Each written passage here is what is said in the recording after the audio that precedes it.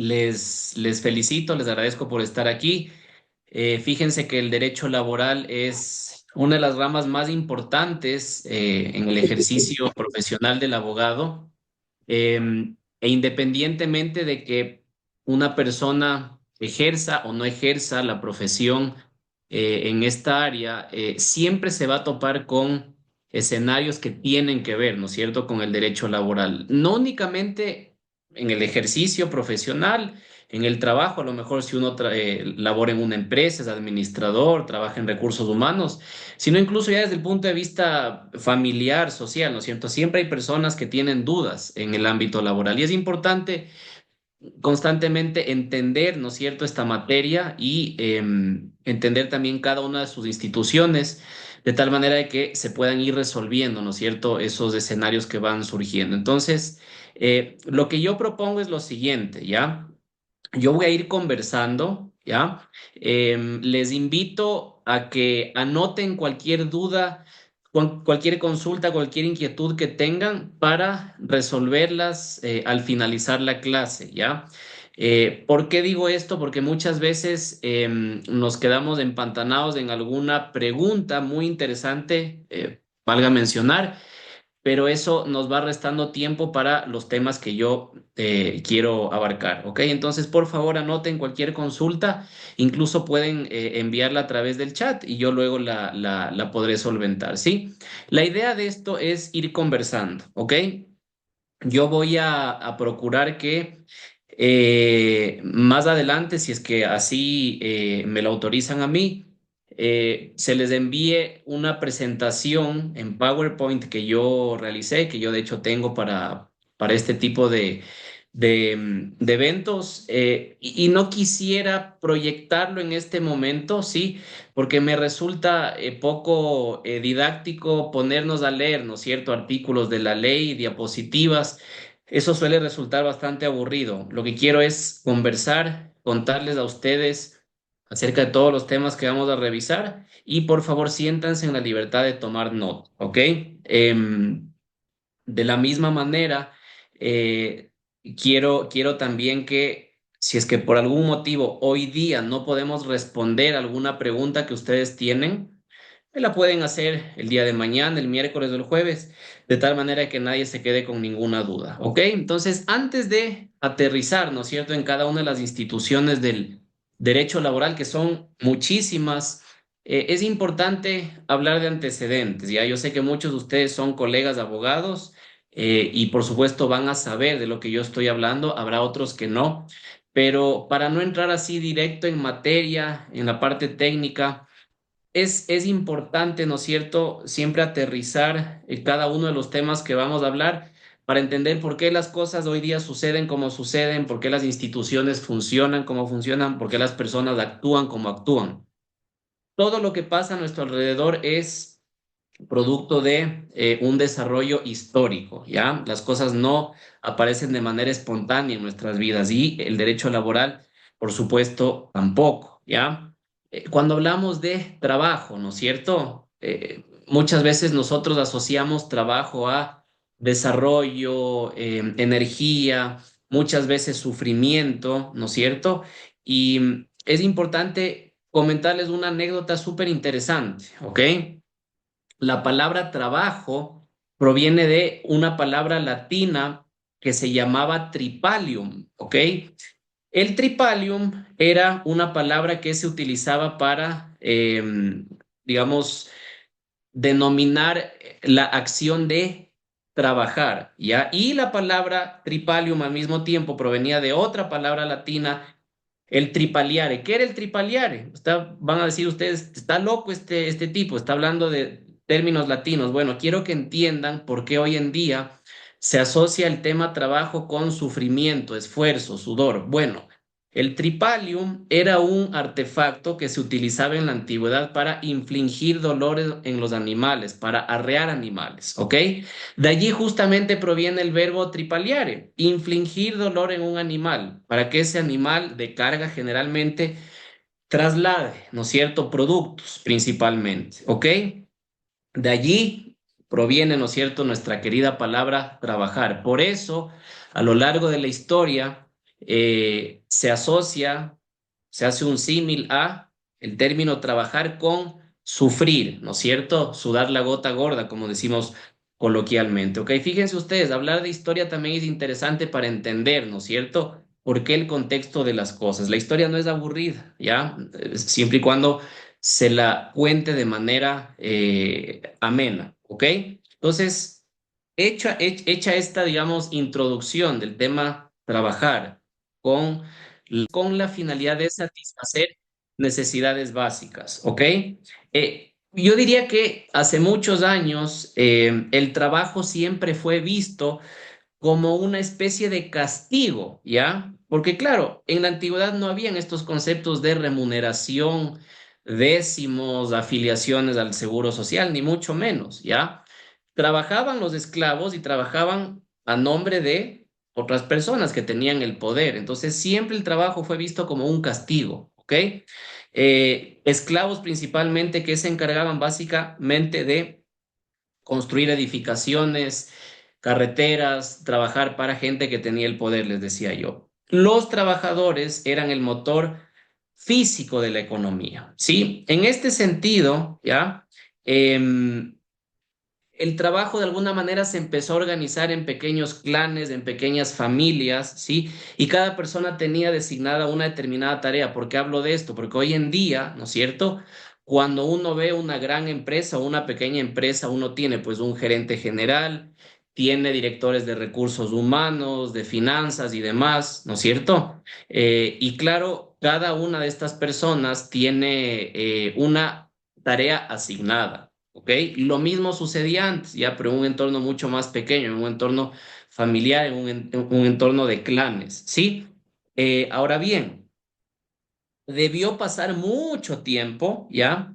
Para que ese trabajo, en un principio no era remunerado, era una especie de castigo, venga acompañado de una especie de compensación, no todavía una remuneración, una compensación, una retribución a favor de quien lo realizaba. En principio, ya estamos hablando hace cientos, miles de años, las personas empezaron a recibir, por ejemplo, alimentación, vestimenta, hospedaje a cambio del trabajo físico que realizaban, ¿ya? No todavía cantidades de dinero. Eso viene mucho después. Entonces, básicamente, lo que sucedía era que una persona que trabajaba la tierra de propiedad de otra persona tenía derecho a tener hospedaje, ¿no es cierto?, en una parcelita de esa tierra o tenía derecho a gozar de determinados frutos que producía en esa misma tierra. Nada más que eso, a lo mejor vestimenta, como les decía yo, protección más adelante, ¿no es cierto?, en la época feudalista, durante la Edad Media. Y así es como se va configurando, ¿no es cierto?, este tema del trabajo, la remuneración, la contraprestación y demás. Insisto, hablo de estos temas para que ustedes entiendan que las instituciones que hoy en día son un derecho de los trabajadores, la remuneración, el 13º, el 14º, las utilidades, las vacaciones, los fondos de reserva, la seguridad social, son una construcción histórica de lo que ha pasado en el Ecuador y en todas partes del mundo durante cientos de años, ¿ok? El concepto, ¿no es cierto?, de trabajo asalariado, tal como lo conocemos hoy en día, trabajo remunerado, aparece recién a finales del siglo XIX, ¿ya? 1875, 1900 más o menos, ¿ok?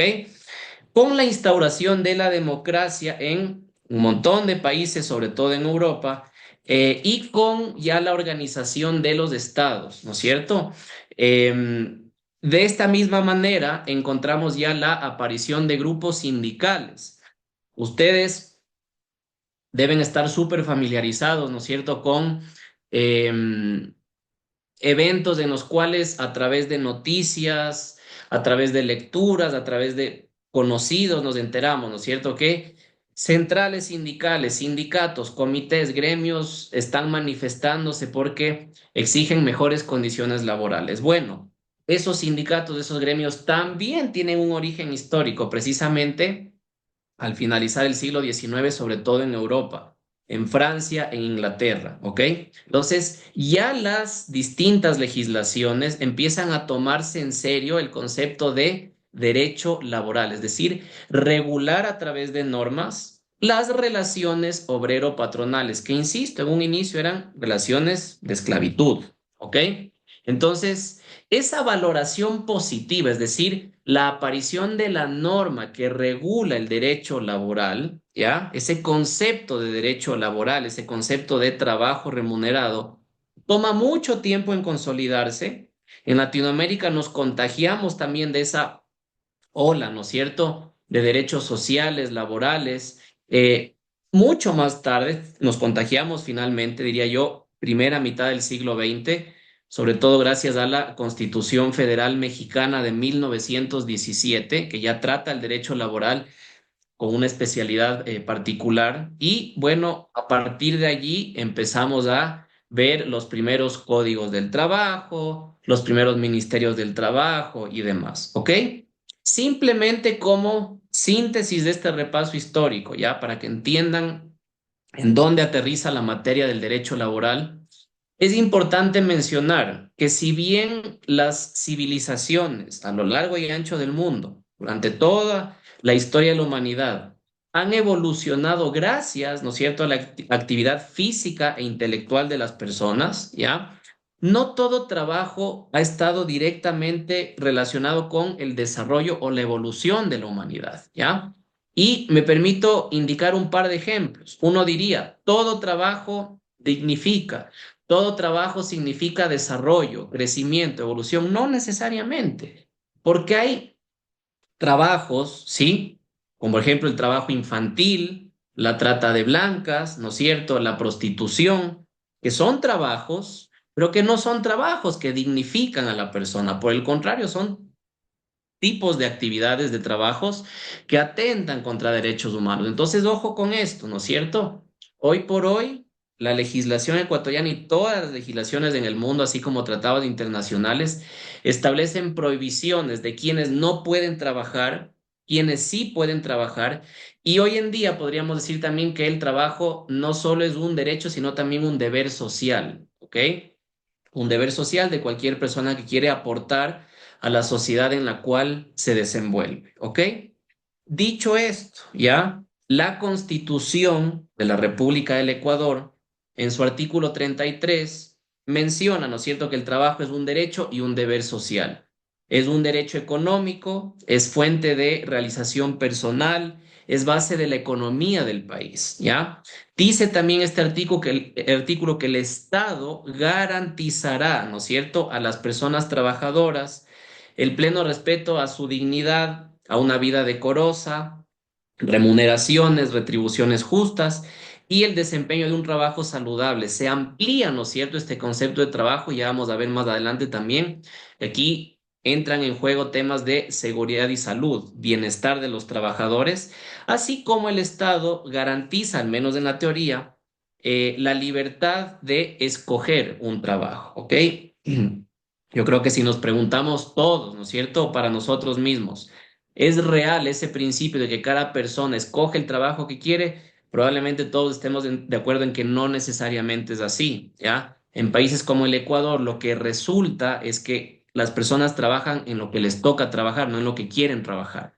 El Estado debería enfocarse justamente en desarrollar ese principio de la libertad de escoger un trabajo, ¿ok? Ahora bien, habiendo hecho este análisis histórico, ¿sí? Que es importante, ¿no es cierto?, para que ustedes entiendan de dónde viene el derecho laboral. Hablemos de los tipos de trabajos o tipos de trabajo que encontramos en el Ecuador, ¿no es cierto? Tenemos trabajos por cuenta propia, ¿ya? Que son estos trabajos que realiza una persona para sí mismo, es decir, no tiene una relación de dependencia, ¿ya? Son personas que trabajan en libre ejercicio, ¿no es cierto? Aquí hay algunos abogados como yo que a lo mejor trabajan en libre ejercicio, tienen algún socio, tienen su oficina, tienen su despacho, a lo mejor hay contadores que trabajan igual para sí mismos, no hay una relación de dependencia. Ese es el trabajo por cuenta propia, ¿ya? No me vincula ningún tipo de relación con ninguna otra persona natural o persona jurídica. Trabajo por cuenta ajena. Ese es el trabajo, ¿sí? Ese trabajo dependiente que le vincula a una persona con un empleador. Aquí ya tenemos dos intervinientes. Tenemos el trabajador y tenemos el empleador, ¿ya? Diría yo también que esos trabajos por cuenta propia son considerados también trabajos autónomos, ¿ya? Y esos contratos por cuenta ajena son considerados, como les decía yo, contratos o tipos de trabajos dependientes, ¿ya? Adicionalmente, tenemos, por ejemplo, tipos de trabajo benévolos. ¿Cuáles son esos tipos de trabajo benévolos? Aquellos que no implican una contraprestación económica por la actividad que uno realiza, ¿no es cierto? Cuando uno hace beneficencia, ¿no es cierto? ¿Ya? Uno va a trabajar en una escuela de manera gratuita, está realizando un trabajo benévolo porque nadie le está pagando por realizar ese trabajo, ¿ya? Y ojo, eso está permitido, ¿sí? Por el contrario, el trabajo oneroso será ese trabajo por el cual a uno le pagan, es decir, le dan una contraprestación económica, ¿sí? Ahora bien, dentro, ¿ya? De los tipos de trabajo que encontramos en la legislación ecuatoriana, ¿ya? Es importante hacer una diferenciación en cuanto a las normas que les rigen o les aplican a los trabajadores en el Ecuador. Por un lado, tenemos el Código del Trabajo, ¿ya? El Código del Trabajo es esta norma que regula las relaciones obrero-patronales en el sector privado, empresas privadas, empleadores privados, ¿ok? Mientras que la Ley Orgánica de Servicio Público es esa norma que regula las relaciones dependientes remuneradas de los servidores del sector público, ¿ok? Entonces, aquí una primera gran diferenciación. Código del Trabajo aplica para personas que se mueven en el ámbito de lo privado, empresas privadas, empleadores privados, trabajadores que trabajan en esas empresas privadas o para esos trabajadores privados. Ley Orgánica de Servicio Público para funcionarios públicos y con un asterisco, con un paréntesis que es importante mencionar, ¿ya? Em, el trabajo, ¿sí? En donde prevalece el esfuerzo físico, ¿ya? Es decir, la mano de obra, es un trabajo realizado por obreros. Así se conoce, digamos, en la teoría. El obrero es esta persona natural, ustedes o yo, que realiza una actividad en donde prevalece el esfuerzo físico, la mano de obra, ¿no es cierto? Un albañil, un carpintero. En el sector público, ¿ya? Cuando entran a trabajar obreros, es decir, personas que prestan servicios materiales, físicos, en donde predomina la mano de obra por sobre el intelecto, a esas personas, pese a trabajar, ¿no es cierto?, para el sector público, les va a aplicar también el Código del Trabajo. Entonces, esa es la excepción, ¿no es cierto?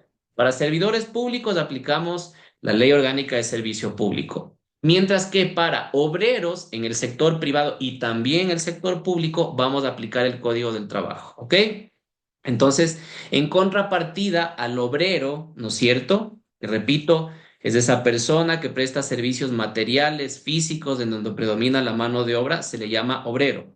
En cambio, se le llama empleado a esa persona que presta servicios en donde predomina el intelecto, ¿no es cierto? Un arquitecto, un diseñador gráfico, el mismo abogado, ¿no es cierto? Ese sería un empleado. Hay que hacer esta diferenciación para que ustedes de repente el día de mañana, si tienen en su escritorio el caso, ¿no es cierto?, de una persona que ha sido despedida de una empresa pública, ¿ya? Pero resulta que hacía trabajos de plomería, de albañilería, no le va a aplicar la Ley Orgánica de Servicio Público, sino el Código del Trabajo, ¿ok? Entonces tenemos estas dos grandes normas en el Ecuador, ¿sí?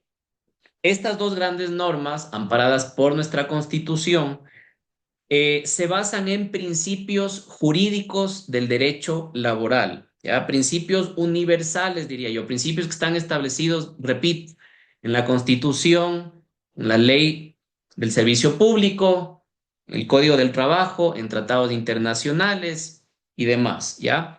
El primer principio jurídico, y es un principio que ustedes van a encontrar constantemente, ¿no es cierto?, en conflictos laborales, es el indubio pro operario, ¿ya?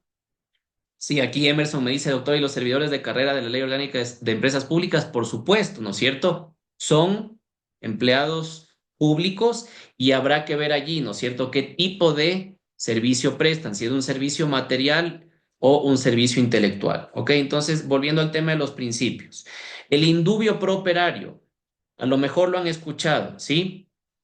Lo que dice este principio que aplica en todos los ámbitos del derecho laboral es que en caso de duda en cuanto al alcance de una disposición legal, una disposición reglamentaria, en caso de duda respecto de un contrato, se va a aplicar la ley, el contrato, la disposición en el sentido más favorable al trabajador. ¿Por qué? Porque se entiende que el trabajador es el eslabón más débil en la relación obrero-patronal, ¿ya?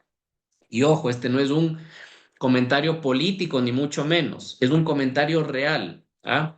Eh, la historia indica que a lo largo de los años, los trabajadores siempre se han visto en una posición de desventaja frente al empleador, por el simple hecho de que es el empleador el que decide a quién contrata y a quién no. Es el empleador el que da las órdenes, ¿ya? Es al empleador al que se le tiene que rendir cuentas. Entonces, eso ya lo pone en una situación desventajosa al trabajador. Justamente por eso, el principio indubio pro operario dice que en caso de duda sobre el alcance de una norma, un contrato o una disposición, habrá que aplicar, ¿no es cierto?, el derecho en lo que sea más favorable al trabajador. ¿Ok?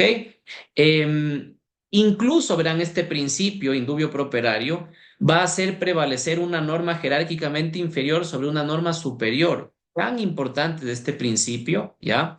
Que de alguna manera rompe la jerarquía normativa en el derecho laboral. ¿Ok? De la misma manera, si hubiesen varias normas aplicables a un caso, ¿ya? El juez, el que administra justicia, tendría que aplicar la norma que le resulte más favorable al trabajador. Si me permiten a mí un comentario personal, y este sí es un comentario totalmente personal, ¿ya?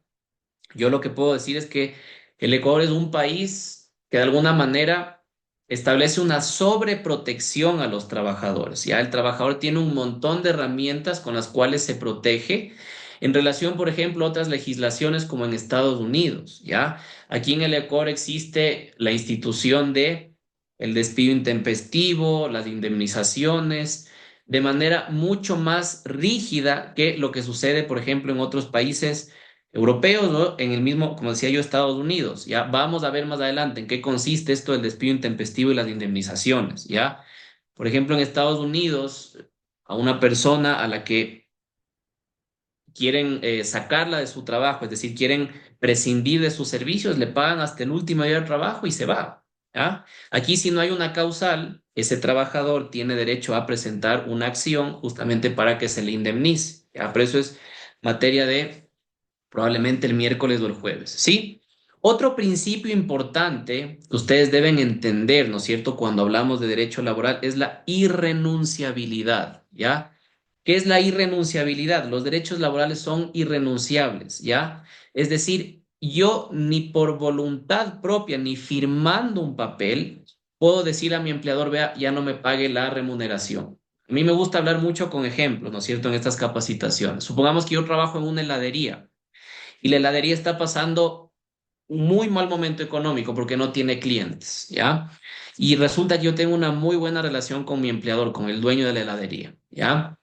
A lo mejor el dueño de la heladería me dice, Martín, ve, estamos pasando por un momento muy malo, tú ganas $600 mensuales. Ve, te pido que en los siguientes 3 meses me permitas pagarte 470, el básico. Bajémonos de 600 hasta 470. Solo por estos 3 meses, hasta yo buscar más clientes, hasta reorganizar. Yo por más comprensivo, ya, que pueda llegar a ser con mi empleador, no puedo, ¿no es cierto?, renunciar a mi derecho a la remuneración. Ese es un ejemplo de la irrenunciabilidad de los derechos laborales. Ni siquiera por voluntad propia, ni siquiera firmando un documento yo puedo renunciar, ¿no es cierto?, a recibir mis décimos terceros, mis décimos cuartos, mis fondos de reserva, a gozar de mis vacaciones, mucho menos a reducirme la remuneración. ¿Ok? Sin embargo, de esto es importante mencionar lo siguiente. ¿Ya? Es posible en derecho laboral transigir, transar, pactar, acordar, ¿ya? Siempre y cuando se cumplan dos condiciones. Yo puedo acordar cosas con mi empleador, puedo transar, ¿no es cierto? Puedo llegar a un acuerdo, una mediación, por ejemplo, ¿sí? Siempre y cuando esa transacción, ¿ya?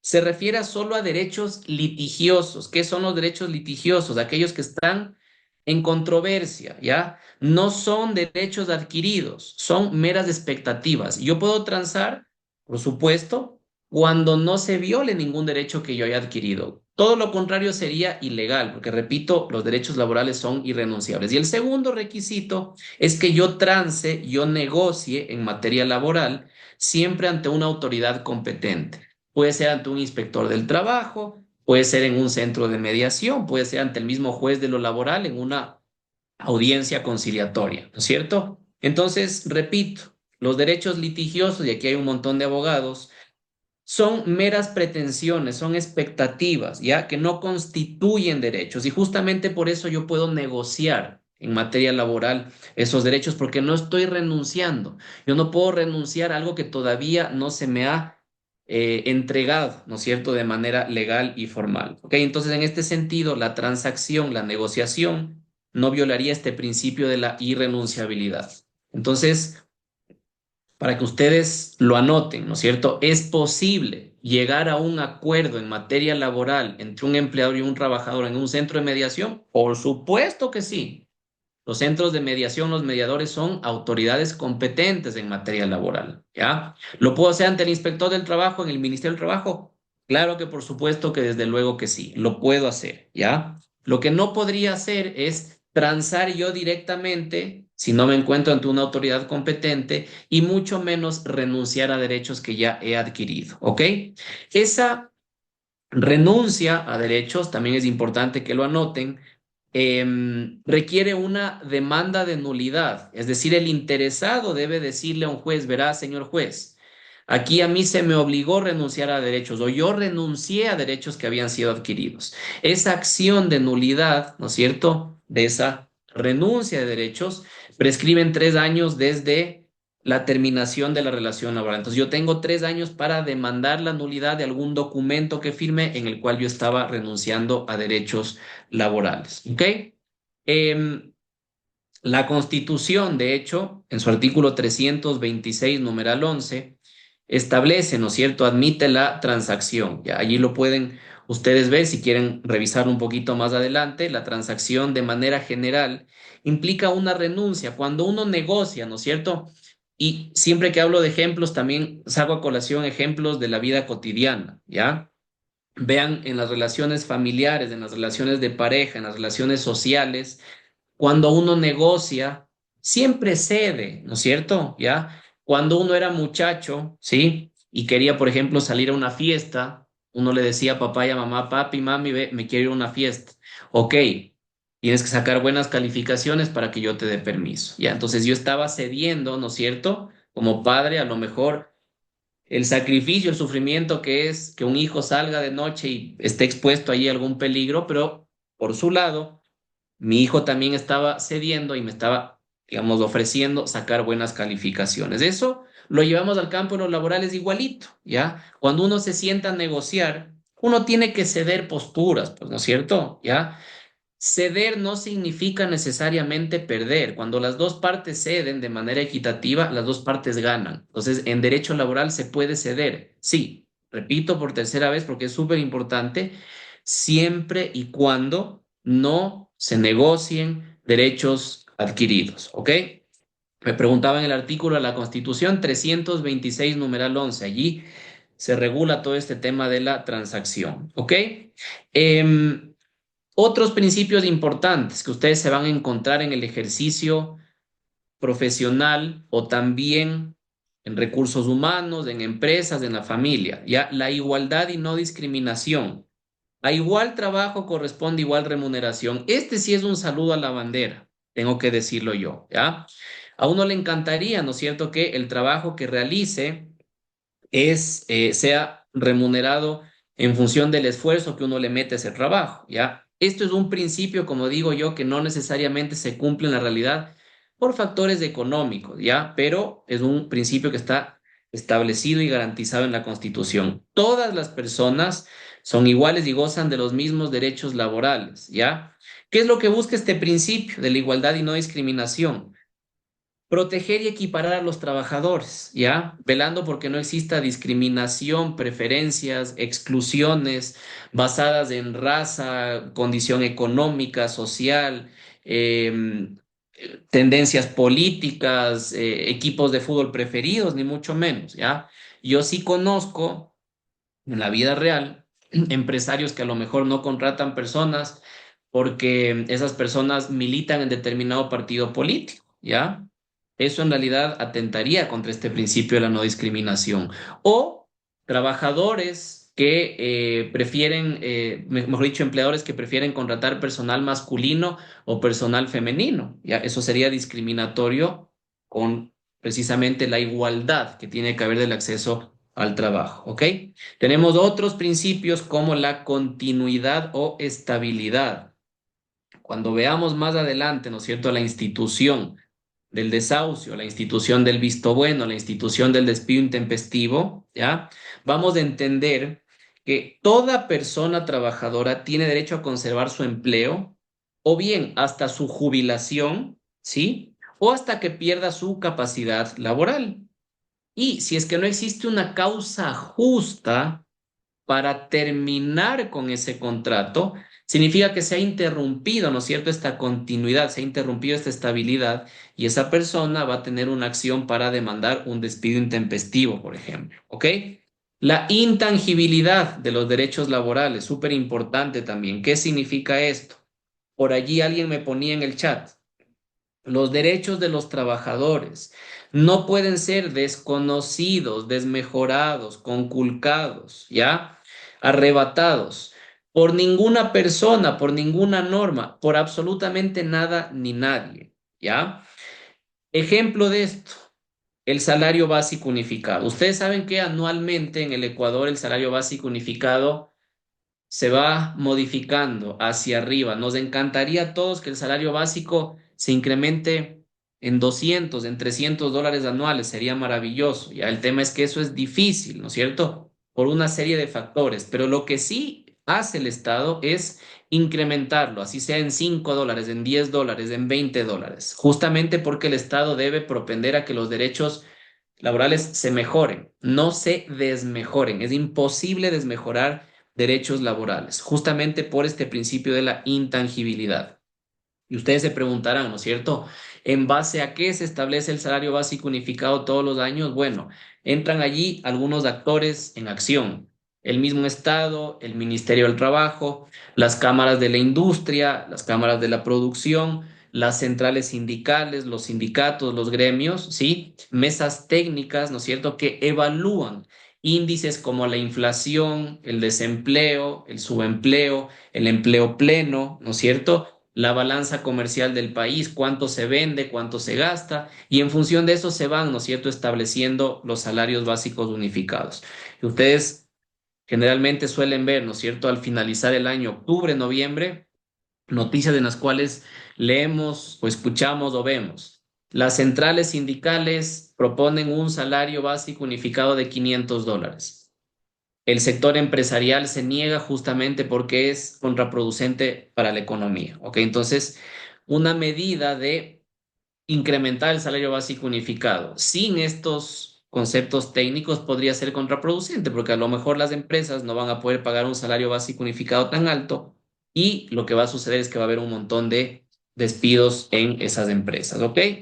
Ahora bien, em, les decía yo que el principio de la intangibilidad va de la mano con la progresividad de los derechos laborales. Aquí en todas partes del mundo lo que se busca es mejores condiciones laborales a medida que pasa el tiempo. ¿Ok? Que eso suceda o no suceda en la realidad es harina de otro costal. ¿Ok? Otros principios importantes, la primacía de la realidad. Ojo con este. Cuando se enfrenten ustedes a escenarios laborales, tengan en cuenta este principio, ¿ya? Los hechos permanecen sobre las formalidades, ¿ya? Sobre las formas, sobre las apariencias. Lo que ocurre en la práctica tiene primacía por sobre cualquier documento. Ejemplo de esto, ¿ya? ¿No es cierto? Supongamos que Lorena Hiller me contrata a mí, ¿ya? En una empresa en la que ella es gerente general, ¿ya? Y resulta que me contrata a mí como vendedor. Y firmamos un contrato de trabajo el día de hoy, 10 de marzo del 2025, ¿ya? Y ese contrato de trabajo dice que Martín Dotti va a ganar $800 mensuales más comisiones. Pasa el tiempo, la empresa está muy contenta conmigo y paulatinamente me han ido a mí subiendo el sueldo, ¿no es cierto? Pero la empresa en la que es gerente Lorena no realizó las modificaciones oportunas en mi contrato de trabajo, ¿ya? Pero lo que sí hizo fue irme pagando mensualmente más dinero y fue reportando en el IES más afiliación, ¿ya? El día de mañana, Lorena y yo tenemos un conflicto laboral, ¿ya? Yo digo que ella me ha despedido. Y bueno, resulta que ese contrato que firmamos el 10 de marzo se presenta como prueba y Lorena dice, bueno, verás, el Martín ganaba $800 mensuales y estamos ya en el 2026, pero la realidad, mis roles de pago, las transferencias bancarias indican que yo ya no ganaba 800, pues ganaba 1.500, 2.000. Ahí tienen otro ejemplo de este principio de la primacía de la realidad. Me va a corresponder a mí demostrar, ¿no es cierto?, esos roles de pago en los cuales yo pruebo precisamente que la empresa en la que gerencia Lorena a mí me pagaba más que esos 800 que dice en el contrato. ¿Ok? Ejemplo. Siempre trato de aterrizar todo con ejemplos porque es mucho más fácil entender y ustedes seguramente en sus vidas deben haberse topado o se toparán con este tipo de escenarios. ¿Ok? De igual manera, ¿no es cierto? Las relaciones laborales de servicio doméstico, con jardineros, con conserjes, muchas veces ni siquiera se firman contratos, ¿ya? Prevalece la realidad de los hechos. Si a esa empleada doméstica, a ese empleado doméstico, ¿no es cierto? A ese jardinero, a ese conserje, se le hacían transferencias bancarias todos los meses por el mismo valor, hay una relación laboral, pues, ¿ya? El empleador no puede decir, no, no hay contrato laboral. ¿Dónde está el contrato? No, pues allí le corresponderá al abogado del jardinero, de la empleada, demostrar que sí había una relación laboral a través de otros medios de prueba. ¿Ok? Repito, prevalecen los hechos por sobre las formalidades en el ámbito del derecho laboral. ¿Ok? Y finalmente, otros principios que también rigen, ¿no es cierto?, en toda relación laboral. La buena fe, que no es otra cosa que la honestidad, la rectitud, la transparencia que debe existir en toda relación laboral, ¿ya?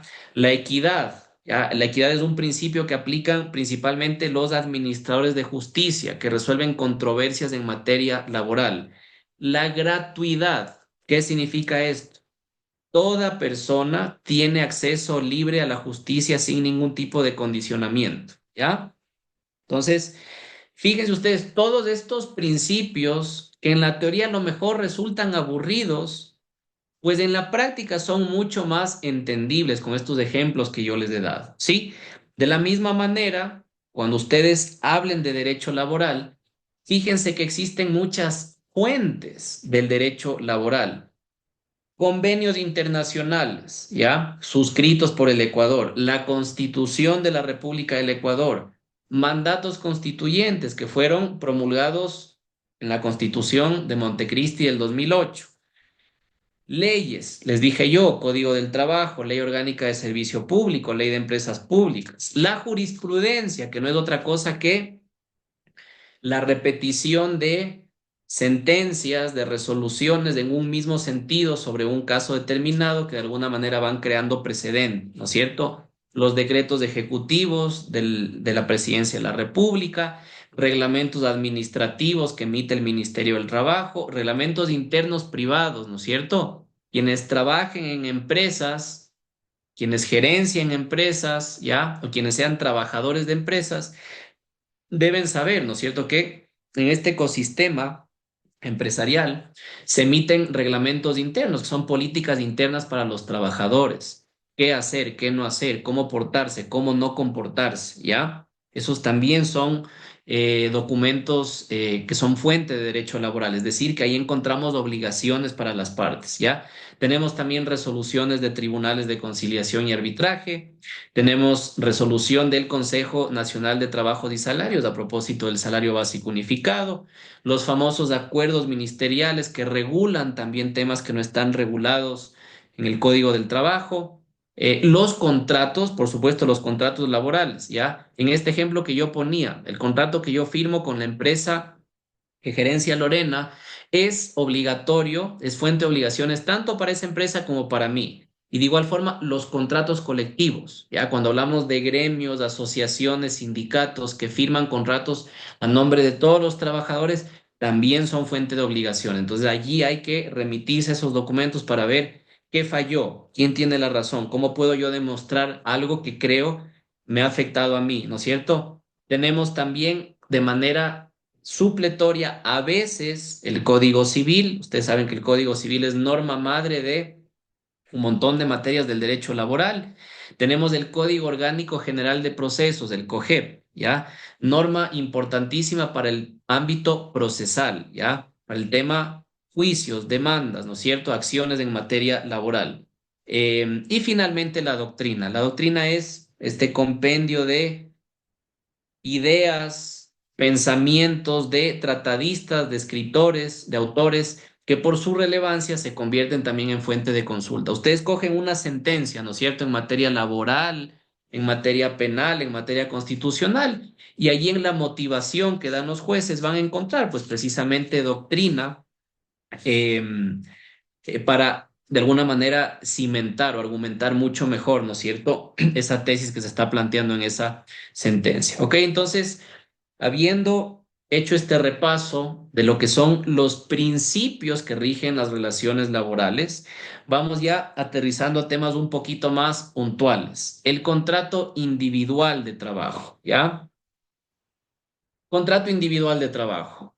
Contrato individual de trabajo, así para ponerle una definición sencilla, coloquial, con la cual no se aburran ni se confundan, es un convenio mediante el cual una persona se compromete con otra persona a prestar sus servicios lícitos y personales, ¿ya? Bajo relación de dependencia a cambio del pago de una remuneración, ¿ya? Es una definición así sencillita que nos hace entender qué es un contrato individual de trabajo, cuándo hay una relación laboral, ¿ya? Esto es súper importante tenerlo en cuenta porque muchas veces nosotros nos encontramos en la encrucijada, ¿no es cierto?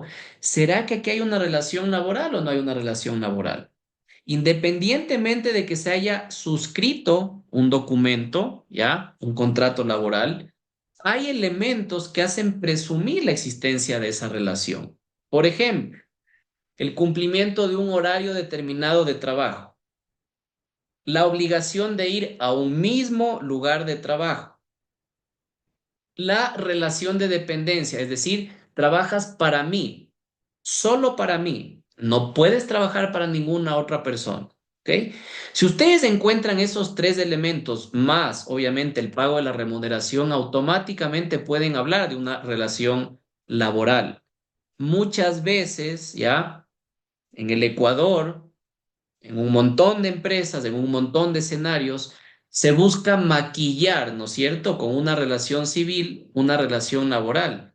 Y hay una persona, ¿no es cierto?, que va todos los días a la empresa, que debe cumplir un horario determinado en la empresa, que recibe todos los meses un valor en su cuenta bancaria y resulta que no está afiliado al IES, resulta que no ha firmado un contrato laboral. El día de mañana esa persona, demostrando la relación de dependencia, el cumplimiento de un horario, la obligación de ir a trabajar a un mismo lugar, demostrando todo eso, podría pues tranquilamente ganar un juicio porque efectivamente había una relación laboral y resulta que a esa persona le estaban obligando a facturar, le obligaban a presentar facturas, ¿no es cierto? ¿Ya? En este sentido, es importante que ustedes se acuerden siempre del principio de la primacía de la realidad de las cosas, ¿ya? Vean, los principios jurídicos no están allí para aburrirnos, no están allí como simple doctrina, como simple teoría, están para aplicarse. Y en este ejemplo que yo les ponía de esa persona que durante 5 años va al mismo lugar de trabajo, que cumple un horario de 8 de la mañana a 5 de la tarde con 1 hora de almuerzo, que le tiene que rendir cuenta a ese empleador, que sigue instrucciones de ese empleador, que no puede dedicarse a otra cosa porque tiene una obligación con ese empleador, que resulta que no firmó un contrato laboral y le obligaron a presentar facturas, allí hay una relación laboral justamente por estos componentes, de esos escenarios que yo les indicaba. ¿Ok? Entonces, ojo con eso, ¿ya? Cuando ustedes se enfrenten a un escenario en el cual no hay un contrato, pero hay elementos que hacen presumir la existencia de un contrato laboral y no de una relación civil, tranquilamente podrían ir por la vía de lo laboral, siempre y cuando puedan demostrar, siempre y cuando puedan probar, ¿no es cierto? Ya te doy ya, Marcos, la palabra, solo déjame terminar esta idea, ¿ok? Entonces, volviendo al tema del contrato, ¿ya? Es ese acto a través del cual una persona se obliga con otra persona en el ámbito laboral a prestar sus servicios lícitos y personales, ¿ok?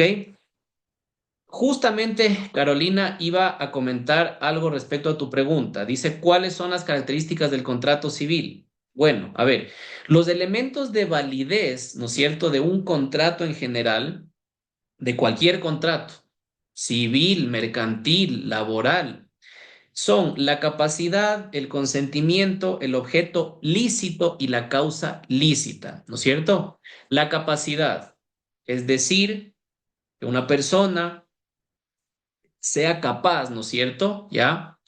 Según la ley, para suscribir contratos. ¿Quiénes no son capaces? Ejemplo, los menores de edad, los interdictos, ¿no es cierto? Personas que han sido declaradas con algún tipo de enfermedad mental, ¿ya? Esas son personas que no tienen capacidad para suscribir ningún tipo de contrato y podrían hacerlo, pero por intermedio de un tutor, un curador o un representante. Los menores de edad, por ejemplo, entre paréntesis, sí pueden insertarse en el ámbito de lo laboral, pero siempre con condiciones específicas que vamos a ver más adelante, contrato adolescente, y también por intermedio de su representante, porque un menor de edad, un chico de 15 años, no tiene capacidad para obligarse a través de un contrato, ¿no es cierto? El consentimiento, ¿ya? Es decir, la voluntad de esa persona libre de vicios, libre de amenazas, ¿ya? Es decir, que no me obliguen a mí a firmar nada, ya que yo no me sienta intimidado, ¿no es cierto?, coaccionado para firmar un determinado contrato. Por eso ustedes cuando revisan contratos van a ver allí, pues, en el primer párrafo, las partes libre y voluntariamente comparecen a la celebración del presente contrato. Allí ya pues, queda saneado este tema del consentimiento. Libre y voluntariamente, sin ningún tipo de vicio, se obligan a suscribir un determinado contrato. Y finalmente, objeto lícito y causa lícita, ¿ya? Les decía yo, en el mundo entero hay tipos de trabajos que no necesariamente son lícitos. Hablemos, por ejemplo, de las estructuras criminales, ¿no es cierto? En donde se les paga a las personas para que cometan sicariatos, para que roben, para que intimiden, ¿no es cierto? Para que sobornen, para que extorsionen. ¿Están recibiendo dinero esas personas? Sí. ¿Están realizando una actividad a nombre de otra persona? Por supuesto, pero son actividades ilícitas, ¿ya? El objeto de ese contrato es ilícito. El microtráfico de droga, por ejemplo, ¿ya? Yo actúo como intermediario, ¿no es cierto? Entre un contrabandista, entre un productor de droga y un consumidor final. A mí se me paga por irme a parar a un parque y vender la droga que produce A C, que es el que quiere consumir esa droga, ¿ok? El tráfico de droga, la venta de droga, el comercio de droga en general, ¿no es cierto? Sustancias ilícitas, está prohibido en el Ecuador. Entonces, ese sería un contrato, por supuesto, pero con un objeto ilícito y con una causa totalmente ilícita. Entonces, sale esto de la esfera de la contratación civil, ¿ya? Y, por supuesto, de la contratación laboral. ¿Cuál era la diferencia, ya, ahora para ir aterrizando en este tema que sacaban ustedes a colación, que me lo mencionaba Carolina, la diferencia entre un contrato civil y un contrato laboral, ¿no es cierto? Vean, la relación civil no implica relación de dependencia, ¿no es cierto? Cuando uno trabaja con facturas, cuando uno trabaja a título personal, uno puede tener un montón de clientes y ejemplo de ellos es un abogado en libre ejercicio o un contador. El contador presta sus servicios de contaduría para un montón de empresas. No tiene la obligación de ir a cumplir un horario en una determinada empresa, no tiene la obligación de poner el dedito pues en el aparato biométrico de esa empresa, no cumple horarios, ¿ya? Lo que sí hace es cumplir determinadas funciones.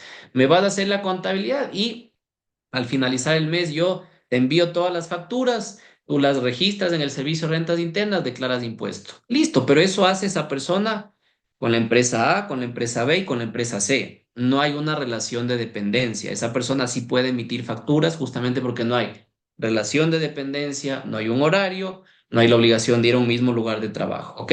Ya voy a profundizar un poquito más adelante en otras diferencias entre el contrato civil y el contrato laboral, pero quiero dando más forma al contrato laboral.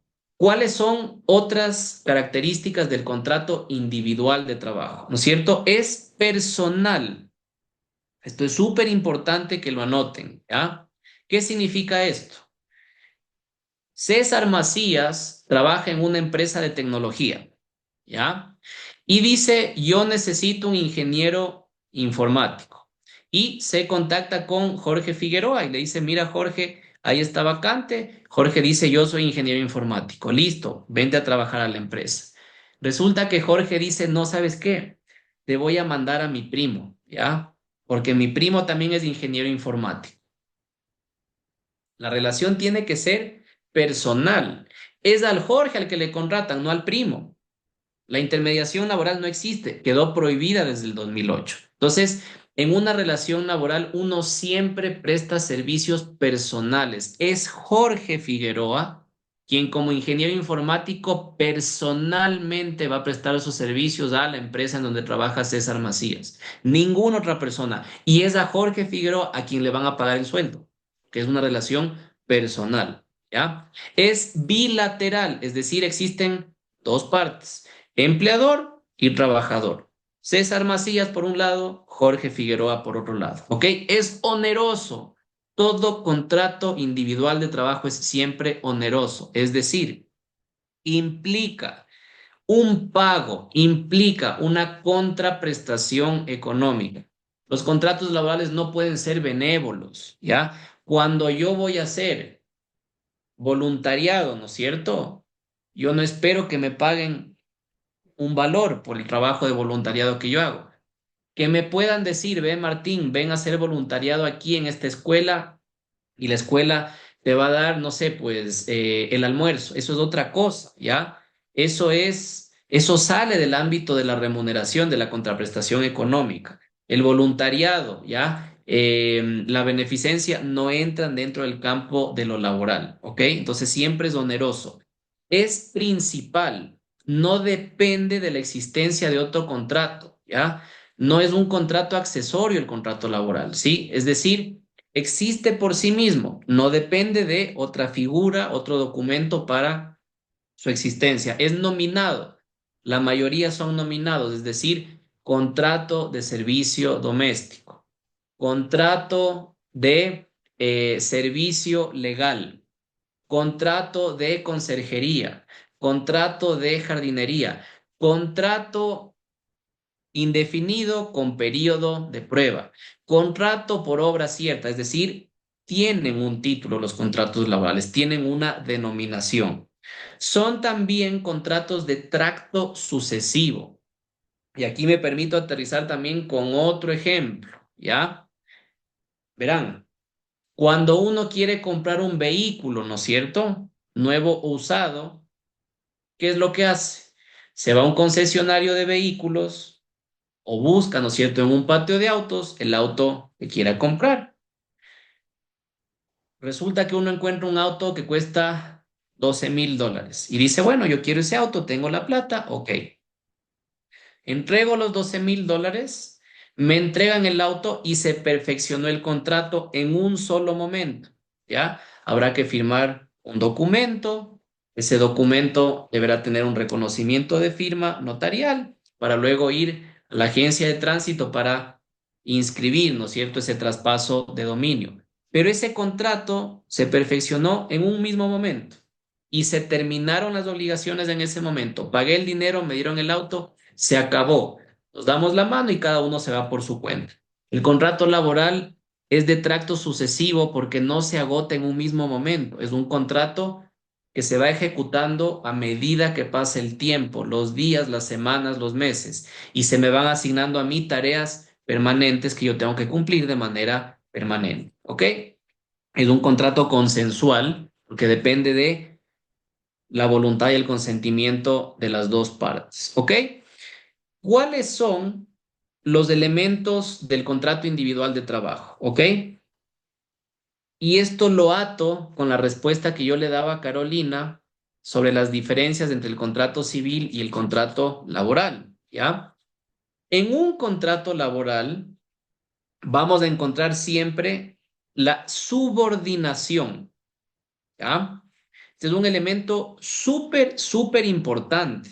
El día de mañana, si alguno de ustedes, ¿no es cierto?, tiene en sus manos la posibilidad de demandar, ¿no es cierto?, la existencia de un contrato laboral que nunca se firmó, bueno, deberían probar que existía un tipo de subordinación en esa relación. Es decir, una persona estaba subordinada frente a otra persona. No había una equiparación, ¿no es cierto? De alguna manera había una relación en la cual el uno estaba jerárquicamente por encima del otro. Y cuando hablamos de subordinación, podríamos mencionar cuatro tipos de subordinación. La subordinación moral, ¿ya? En la doctrina, la subordinación moral se conoce como el respeto que debe existir en esa relación, ¿ya? Hay una subordinación técnica, es más importante aún que la subordinación moral, porque verán, la subordinación moral existe también dentro de la familia, en el grupo de los compadres, de las comadres, en los fútboles de los domingos, en todas partes. La subordinación técnica es distinta, porque la subordinación técnica indica que hay un sometimiento a las instrucciones de otra persona, ¿ya? Entonces, en este caso que yo les ponía antes, César Macías le dice a Jorge Figueroa: tú como ingeniero informático de mi empresa vas a hacer lo siguiente. Uno, dos, tres, cuatro, cinco, seis. Estas son tus funciones. Ahí hay una subordinación técnica, ¿cierto?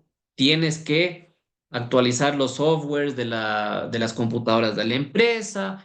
Tienes que qué sé yo, pues buscar nuevas actualizaciones que permitan que la plataforma que maneja la empresa sea mucho más dinámica. Son tareas técnicas que de alguna manera el empleador le obliga a hacer al trabajador. Esa es la subordinación técnica, ¿ya? Hay una subordinación económica básica, es decir, se paga una remuneración. El factor capital prevalece por sobre el factor trabajo, ¿ya? Entonces hay un pago permanente, constante en el tiempo que hace presumir la existencia de una relación. Y finalmente hay una subordinación jurídica, que es la cuarta subordinación. Es este deber de obediencia al empleador, al que está al mando, ¿ya? Entonces, fíjense ustedes, uno de los elementos más importantes de una relación laboral, sea que exista o no exista un contrato escrito, es la subordinación y hay que probar, hay que demostrar esa subordinación. ¿Cómo? Correos electrónicos, mensajes de WhatsApp, testigos, ahí sí ya nos metemos en el ámbito del COGEP, ¿ya? El COGEP en general establece la posibilidad de probar a través de cuatro medios distintos, cuatro medios probatorios: prueba documental, prueba pericial, prueba testimonial y prueba material. ¿Ok? Entonces, yo podría tranquilamente demostrar la existencia de una relación laboral con testimonios, ¿no es cierto? Ya, llamo a testimonios, a ver, vengan ustedes, uno, dos, tres, cuatro, cinco, vamos a rendir testimonio y decir que efectivamente el Jorge Figueroa estaba subordinado legal, moral, económica y jurídicamente a César Macías, ¿ya? Prueba documental, les decía yo, correos electrónicos, ¿sí?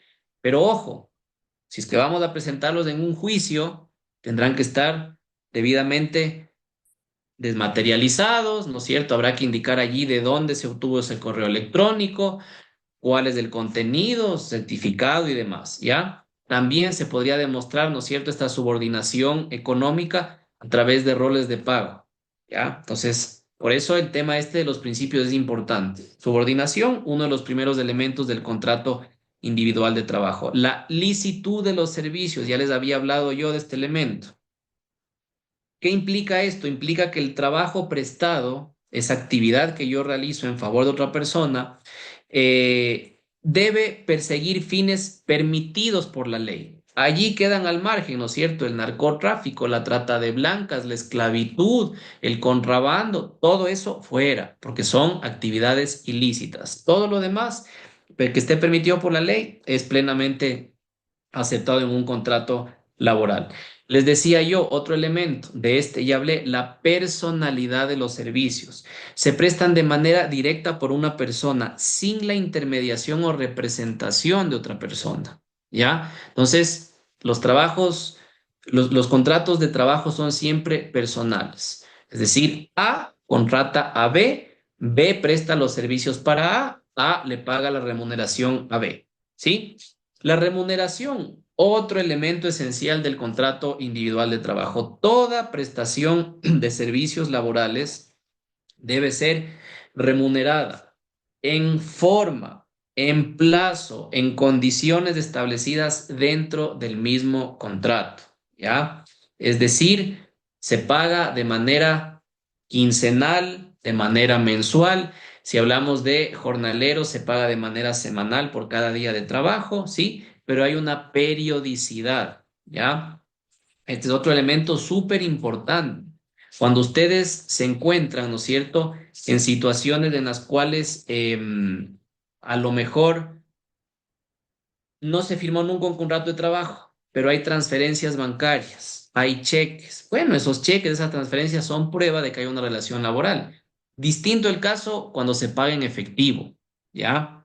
También se pueden encontrar escenarios en ese sentido. Muchas empresas inescrupulosas, diría yo, muchos empleadores inescrupulosos, justamente para no dejar rastro de la relación laboral, pagan a personas por sus servicios en efectivo, toma, ni siquiera les hacen firmar recibos, ¿ya?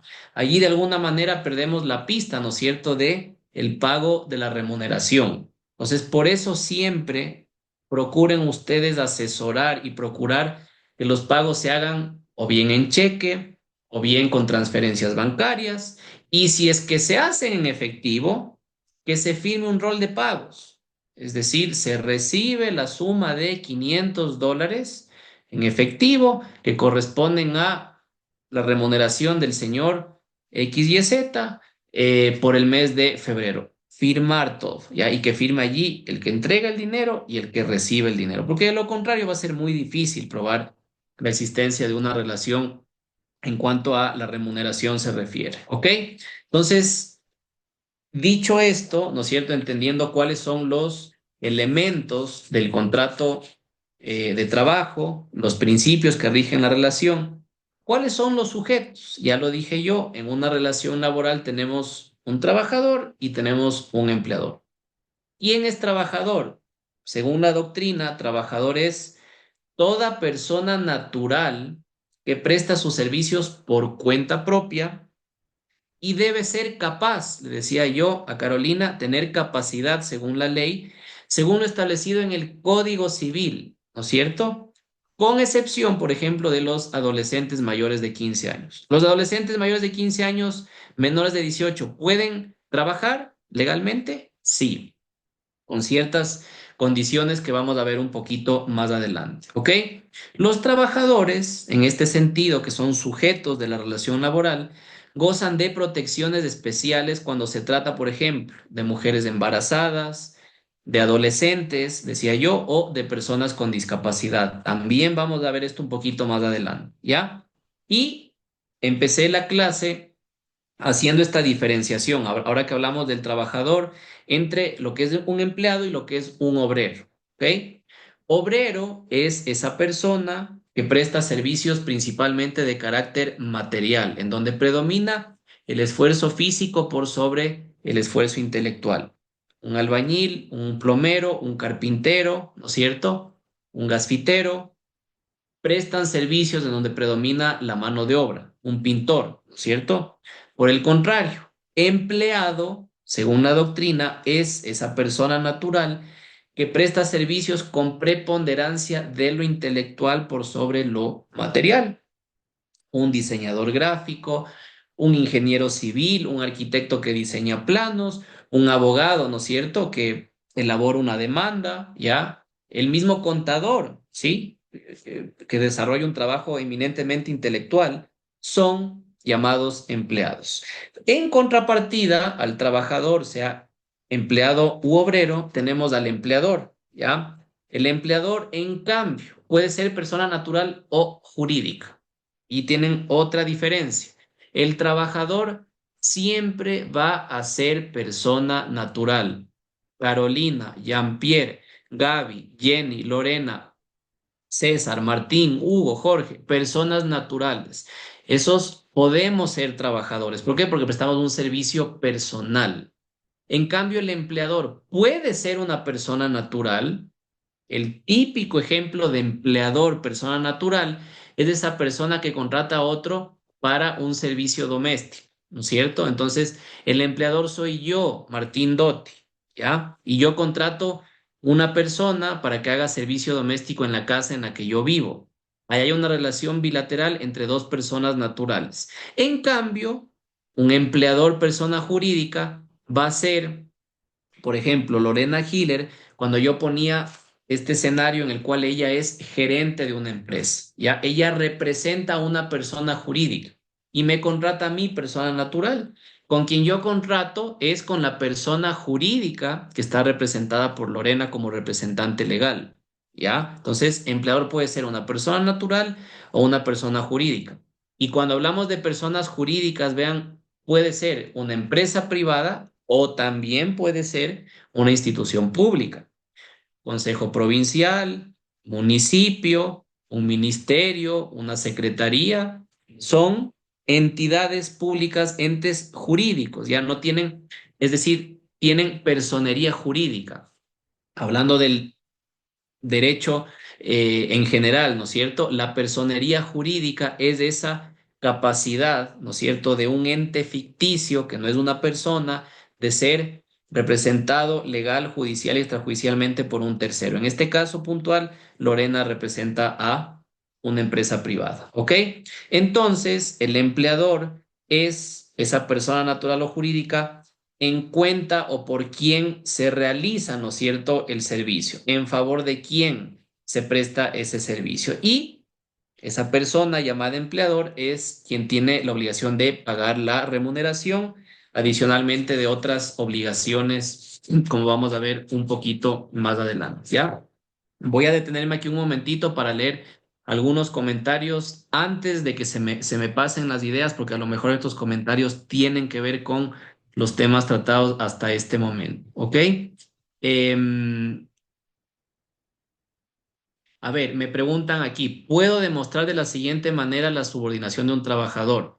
Por ejemplo, poseer indumentaria de trabajo, es decir, tener un uniforme. Por supuesto, esa de allí sería una prueba material. Estoy presentando un objeto, un bien para demostrar algo.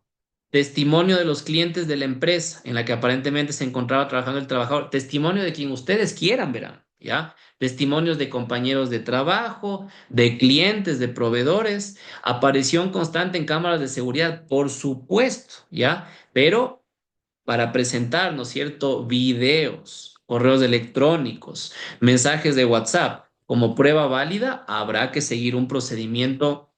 No es que yo puedo llevar, ¿no es cierto?, el video y enseñarlo ahí en la audiencia. A ver, vea, señor juez, vea mi celular, aquí está el video de la cámara de seguridad. No, pues hay que darle un tratamiento especial para que eso se convierta en prueba, ¿ok? Entonces sí, efectivamente, esos son tres medios probatorios que podrían ser utilizados para demostrar una relación de subordinación, ¿ok? Em, a ver, ¿qué más tengo por aquí?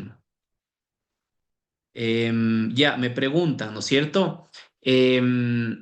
Acerca de la existencia de la relación laboral para diferenciarla con una relación civil. ¿Qué pasaría si se cumplen un par de elementos y no todos? Por ejemplo, hay una remuneración y un horario, pero no un lugar de trabajo fijo.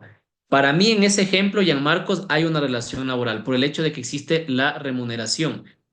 ¿Y cómo lo ejemplifico? A través de la figura del teletrabajo, verán. Ya, el teletrabajo es una figura relativamente nueva en el Ecuador. El teletrabajo, que lo vamos a ver un poquito más adelante, es esa modalidad a través de la cual una persona presta sus servicios lícitos y personales de manera remota. Marcos, yo no tengo que ir, ¿no es cierto?, a la empresa. Yo puedo trabajar desde mi casa, desde un centro comercial, desde la casa de mi tía, desde la casa de mi mejor amigo, pero me pagan una remuneración. Hay un contrato laboral, pese a no existir la obligación de ir a un lugar de trabajo. O, por ejemplo, un horario. Yo solo con la remuneración tranquilamente podría demostrar la existencia de una relación laboral, porque a lo mejor mi horario era súper flexible, ¿ya? Entonces, no es necesario que se configuren todos los elementos. Uno de los más importantes es la remuneración, ¿ah? Y vamos a ver también que en contraprestación, mejor dicho, en contrapartida con las relaciones civiles, la remuneración es periódica, es decir, todos los meses, cada 15 días me pagan un valor. Cuando yo tengo una relación civil, me pueden pagar cada 2 meses, cada 3 meses, cada 6 meses. También me podrían pagar mensualmente, pero no es lo mismo que la remuneración, ¿ok? Vamos a ver más preguntas por acá. Buena esta pregunta de Sandra Castillo. En el caso de un contrato civil de mandato para administrar una empresa y relación de dependencia laboral, nunca, jamás de los jamás. Es una pregunta buenísima. Es una pregunta súper recurrente. El representante legal de una empresa, el gerente general de una empresa, no es trabajador. El representante legal de una empresa recibe un mandato civil a través del cual representa a los socios o accionistas de la empresa y toma decisiones a nombre de ellos.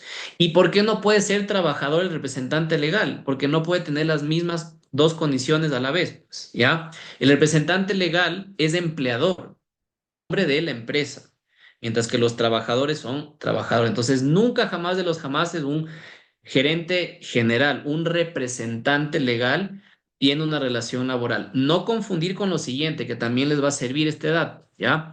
En una empresa pequeña, mediana, grande, diga, el gerente general está acá arriba y debajo del gerente general, que es representante legal, que tiene este mandato civil que menciona Sandra, hay directores, hay gerentes, por ejemplo, financiero, de recursos humanos, de marketing, de publicidad, y debajo de ellos también hay otros directores. Ellos sí tendrían una relación laboral, a diferencia del representante legal, ¿ya? Porque ellos no son representantes legales, ellos no tienen ese mandato que les ha dado la Junta de Accionistas, ¿ya? Ellos, en cambio, le rinden cuentas al gerente general. Entonces, también se van a topar con esos casos. Muchas veces en los ecosistemas de las empresas, a estos gerentes o subgerentes, ¿no es cierto? Les pretenden también maquillar, ¿no es cierto? A través de facturas o aparentes relaciones civiles los contratos laborales. Allí habrá que ver si es que hay un pago frecuente de un valor, si es que hay esta relación de dependencia, este cumplimiento de obligaciones, del horario, la obligación de ir a determinado lugar de trabajo y demás. ¿Ok? Pero, repito, el representante legal nunca es trabajador. Va a perder de plano cualquier tipo de demanda laboral que quiera instaurar. ¿Ok? Estoy buscando más por aquí.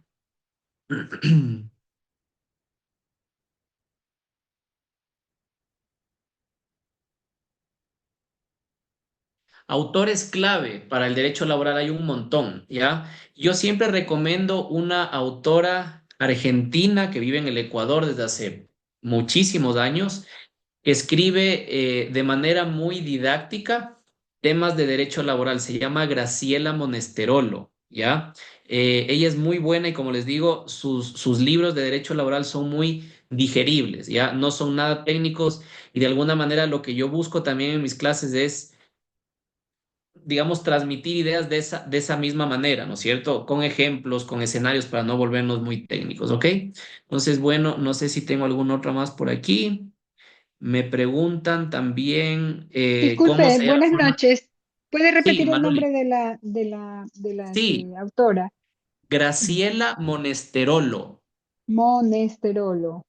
Sí, buenísima. Ella Monesterolo. tiene muchos libros de derecho laboral individual, de derecho laboral colectivo, que Gracias. incluso los hace con cuadros, con cálculos y demás, que son súper, Ah, súper didácticos. Ya ya la muy amable, recomiendo. gracias. Sí, chévere, Maluli, ¿ok? Em,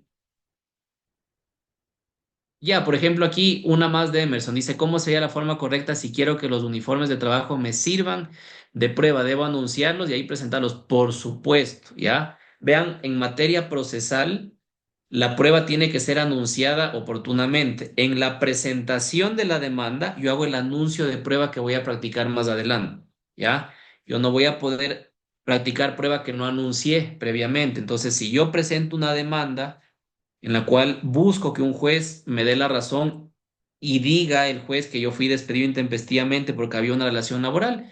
Yo ahí, Emerson, voy a tener que decir al juez, anuncio como medio probatorio el uniforme que me entregaban cada 6 meses, el acta de entrega y recepción que yo firmaba recibiendo ese uniforme. Y si quieren, el uniforme, es decir, la prueba material, aquí está, vea, el uniforme con el bordado de las iniciales de la empresa y todo lo demás, ¿ok? Entonces hay que anunciar siempre esa prueba que se va a practicar más adelante en materia judicial, ¿ok? Entonces, vamos un poquito avanzando, traté digamos, de disipar la mayor cantidad de dudas que tenían que ver con estos temas de acá, ¿ok? Habíamos hablado de trabajador y empleador, que son los sujetos de la relación laboral, ¿ok? En este sentido, el empleador tiene unas determinadas obligaciones, ¿ya? ¿Cuáles son las obligaciones que tiene el empleador? Hay unas obligaciones pecuniarias, es decir, unas obligaciones de carácter económico, que son las siguientes. Primerito, en primer lugar, prioridad 1A, la remuneración. Esa es la primera obligación pecuniaria del empleador y, por supuesto, el primer derecho el que tiene el trabajador, la remuneración.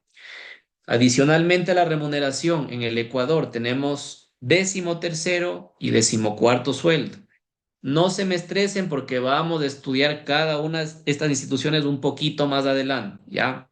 Así como dijeron Luis Fonsi y Daddy Yankee en el 2017, pasito a pasito, suave, suavecito. No se me estresen porque tampoco quiero lanzarles tanta información. Entonces vamos siempre aterrizando en materia, ¿ok? En tercer lugar, el famoso fondo de reserva. Lo vamos a ver también más adelante. Obligación pecuniaria de el empleador. Tenemos las famosas utilidades, ¿sí? Tenemos la jubilación en determinados casos, como vamos a ver más adelante, no siempre, ¿ya? Los aportes al IES. Cuando uno está en relación de dependencia con otra persona natural o jurídica, uno tiene el derecho a que le afilien al Instituto Ecuatoriano de Seguridad Social. Y ese derecho mío como trabajador es asimismo una obligación jurídica del empleador, ¿ya? Tenemos también determinadas indemnizaciones en caso de rupturas, como vamos a ver también más adelante. Tenemos compensaciones, bonificaciones. Podría en un contrato de trabajo establecerse una bonificación, por ejemplo, por alimentación, por vestimenta, por transporte. Hay también comisiones. Podrían haber comisiones, ¿ya? Las comisiones suelen ser muy frecuentes en los contratos laborales para vendedores, ¿no es cierto? ¿Ya? Entonces, Carolina trabaja en un concesionario de vehículos y Carolina, a más de su remuneración fija de $1,000 mensuales, tiene una remuneración variable, que coloquialmente se conoce como comisión, en función de las ventas que ella realice. Entonces, el concesionario le dice a Carolina, por cada vehículo que tú vendas como vendedora que eres, vas a recibir el 1% del valor que el cliente pague por ese vehículo, ¿ya? Entonces, en esos casos se pagan comisiones, no siempre, ¿ya? No es una obligación, si las partes lo acuerdan, pues en buena hora. Y finalmente otros beneficios contractuales, como por ejemplo, ¿cuáles? ¿Ya? Hay beneficios que las partes han acordado y que no necesariamente son una obligación legal que tiene el empleador, ¿ya? Les decía yo, en una relación laboral, el empleador está obligado a afiliarle al seguro social a su trabajador, de tal manera que el trabajador goce, ¿no es cierto?, de prestación de salud gratuita, que en realidad no es gratuita porque finalmente me están descontando a mí como trabajador para pagar al ISS, ¿ya? Eh, Prestaciones como por ejemplo seguros por desempleo, jubilación y demás, ¿ya? Aparte de esa obligación, que es una obligación legal, muchas veces en la relación obrero-patronal se acuerda a que, y no sé si les ha pasado a ustedes como trabajadores o en las empresas en las que han estado o han conocido casos, en los cuales adicionalmente al trabajador se le da, por ejemplo, un seguro privado, como una especie de beneficio adicional. Aparte de yo afiliarte al IES, te voy a contratar un servicio con Salud S.A. o con alguna aseguradora, ¿no es cierto? O aparte de el 13º, el 14º, las vacaciones del fondo de reserva, la afiliación al IES, yo te voy a dar un bono de alimentación de $50 mensuales, ¿ya? Esas son, digamos, esos son beneficios contractuales adicionales que también se pueden pactar en un contrato de trabajo, ¿ok? Hay obligaciones también ético-jurídicas. Las que yo les mencioné hace un ratito son pecuniarias, es decir, cash, plata. Hay obligaciones ético-jurídicas, como por ejemplo, ¿cuáles? La protección de la salud. ¿Qué significa esto? ¿Ya? El ambiente laboral en el cual se desenvuelve un trabajador tiene que ser óptimo. El trabajador no puede ser sometido pues a un estrés auditivo, visual, ambiental, ¿ya? Esto pasaba hace muchísimos años cuando no estaba regulado el tema de seguridad y salud o seguridad industrial en el trabajo. Y nuevamente vuelvo con mis ejemplos canzones, ¿ya? Pero son prácticos para entender la teoría. Una constructora, ¿no es cierto? Una constructora se dedica, entre otras cosas, por ejemplo, a construir edificaciones, hospitales, edificios, casas, urbanizaciones, o lo que sea, ¿ya? En esa constructora habrá personal, ¿no es cierto?, que levante pesos, no sé, pues considerables. O habrá personas que se encarguen de soldar. Habrá personas que trabajen en altura, ¿ya? La protección de la salud implica la obligación que tiene el empleador de dotar a esas personas de los insumos, los materiales adecuados para realizar su trabajo, ¿ok? Entonces, a la persona que suelda tendrán que darle un casco de soldadura.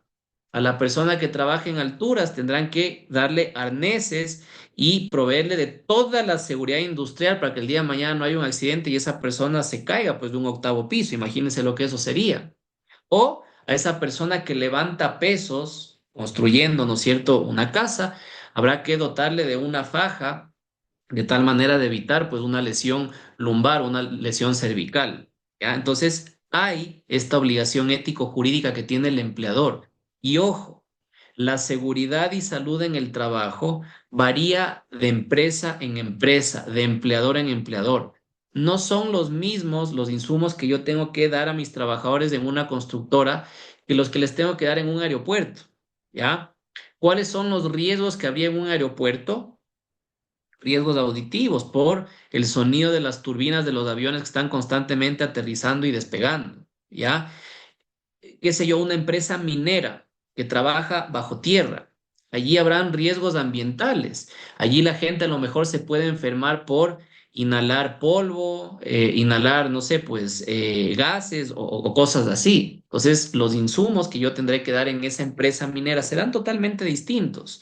¿Cuál sería el riesgo que tendría esta empresa en la que gerencia César Macías, ¿no es cierto? Esta empresa de tecnología. A lo mejor, pues no estamos expuestos a polvo, humo, gases, no levantamos pesos, pero sí estamos sentados todo el día en una silla dándole el clic al mouse, ¿no es cierto?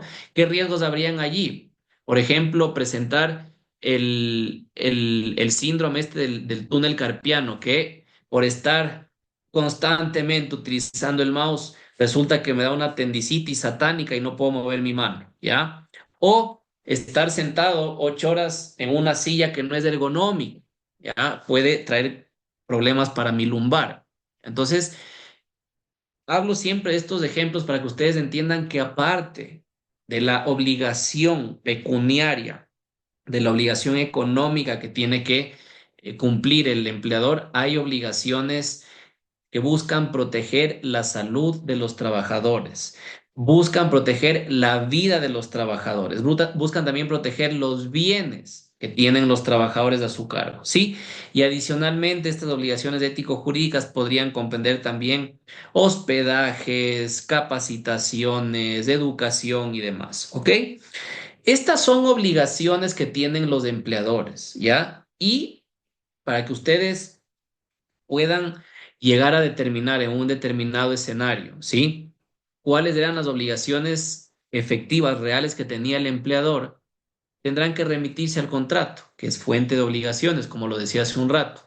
Y si no está en el contrato, a los hechos, ¿no es cierto, Lorena? Es decir, probar si es que efectivamente había una obligación de entregar uniformes cada 6 meses, una obligación de entregar fajas lumbares cada 3 meses, ¿ok?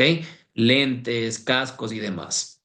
Hay también prohibiciones que se le imponen al empleador, ¿ya? Es decir, no solo hay obligaciones, sino también prohibiciones. Y el Código del Trabajo, en un montón de articulados, establece cuáles son esas prohibiciones, ¿ya? Por ejemplo, imponerle multas al trabajador, multas que no estén establecidas en el reglamento interno.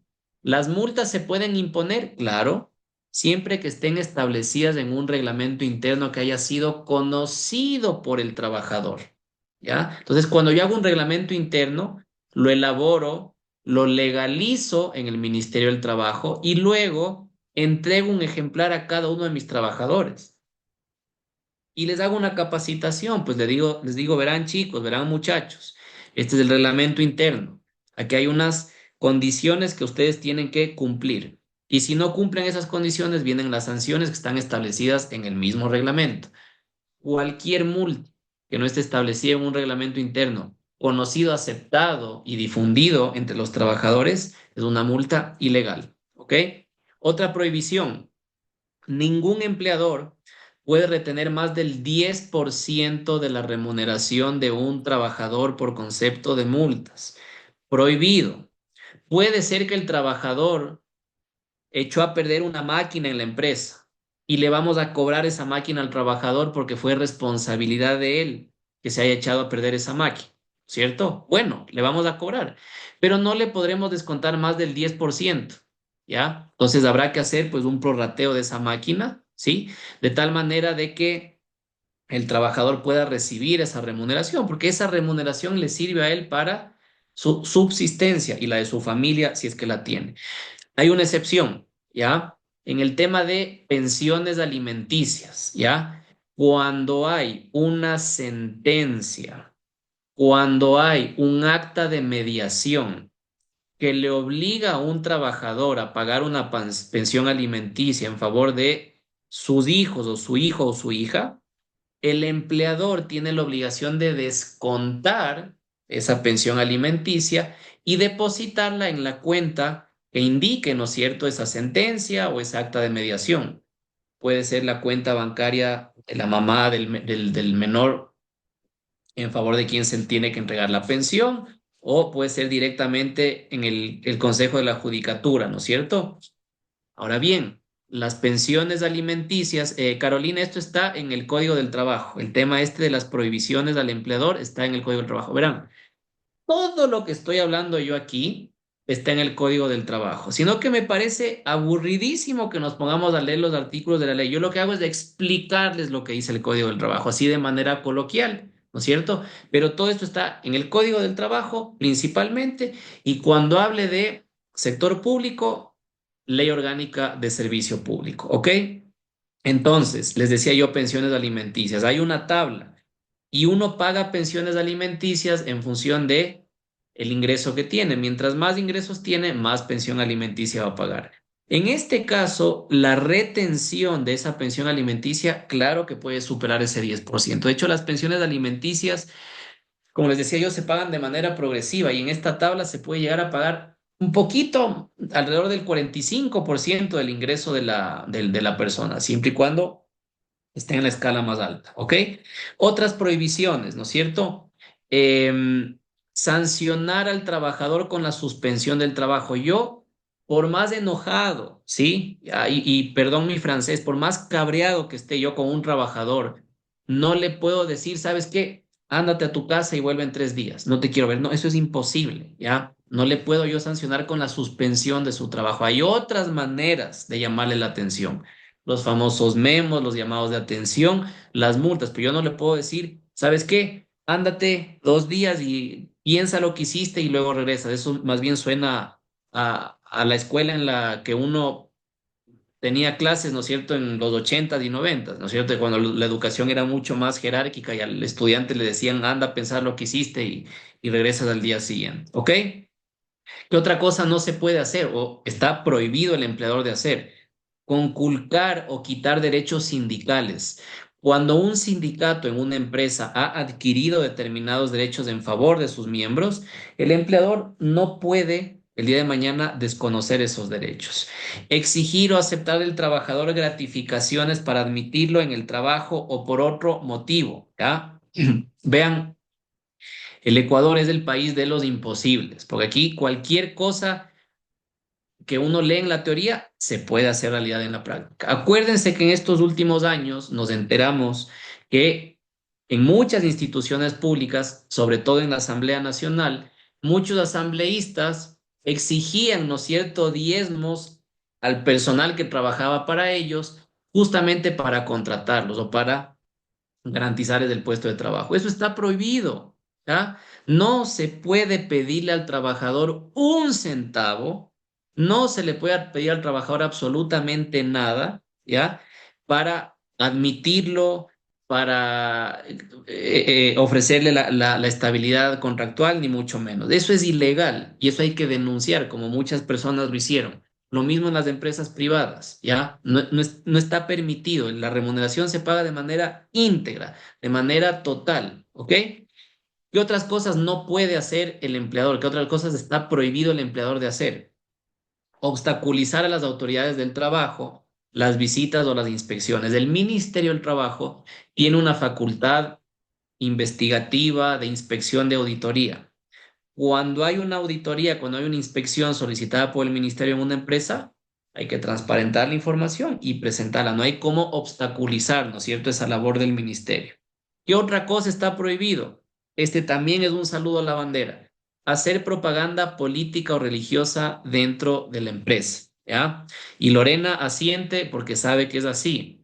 Muchas empresas, y ojo, sobre todo empresas públicas, ¿qué es lo que hacen cuando a lo mejor la cabeza de esa empresa pública, de ese municipio, de ese consejo provincial, se encuentra en aprietos políticos? Llama a toditos los funcionarios de la empresa: compañeros, vamos a salir a marchar porque tenemos que contrarrestar esa marcha que nos están haciendo y que nos quiere sacar del lugar en el que estamos, ¿no es cierto? Entonces, cuando las calles empiezan a calentar, o como dicen aquí también, ¿no es cierto?, se suele utilizar a los maestros, a los grandes gremios del Ecuador con fines políticos. Eso está prohibido, ¿ya?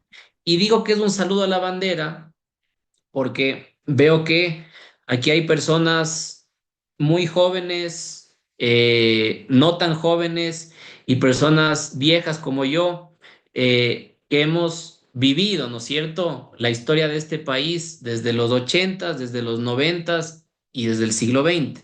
¿Y qué es lo que ha pasado? ¿Ya? Que vemos, muy a nuestro pesar, que se utiliza, ¿no es cierto?, al trabajador, al grupo de trabajadores con fines políticos, con fines religiosos, no tanto ya, eso probablemente hace 100 años tal vez, ahora sobre todo con fines políticos. Y les decía yo al inicio de la clase, muchas veces incluso a los trabajadores se les dice, dime y demuéstrame por quién votaste en las últimas elecciones y conservas tu puesto de trabajo. Terrible, ¿ya? Vean, hay en este país, o debería haber, libertad de culto, libertad de pensamiento político, libertad de escoger al equipo de fútbol que uno quiera.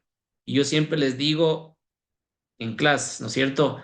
No se peleen nunca, ni por religión, ni por política, ni por deporte, ¿ya? Lamentablemente el país está dividido, está muy, digamos, enfrentado en algunos ámbitos y familias incluso, no, se destruyen, el primo no le habla al otro porque el uno compagina con el un político y el otro le odia. Vean, a los políticos nosotros ni siquiera les importamos, ni siquiera nos conocen, ¿ya? Entonces, en ese sentido, deberíamos aplicarlo también en las empresas. A mí qué me importa, ¿no es cierto? Si mi trabajador es hincha del Barcelona, de la Liga, del Aucas o del Nacional, es que es un buen trabajador, bien, ¿no es cierto? A mí qué me importa si mi trabajador vota por A o por B, si es que es un buen trabajador, eso es lo que debería importar.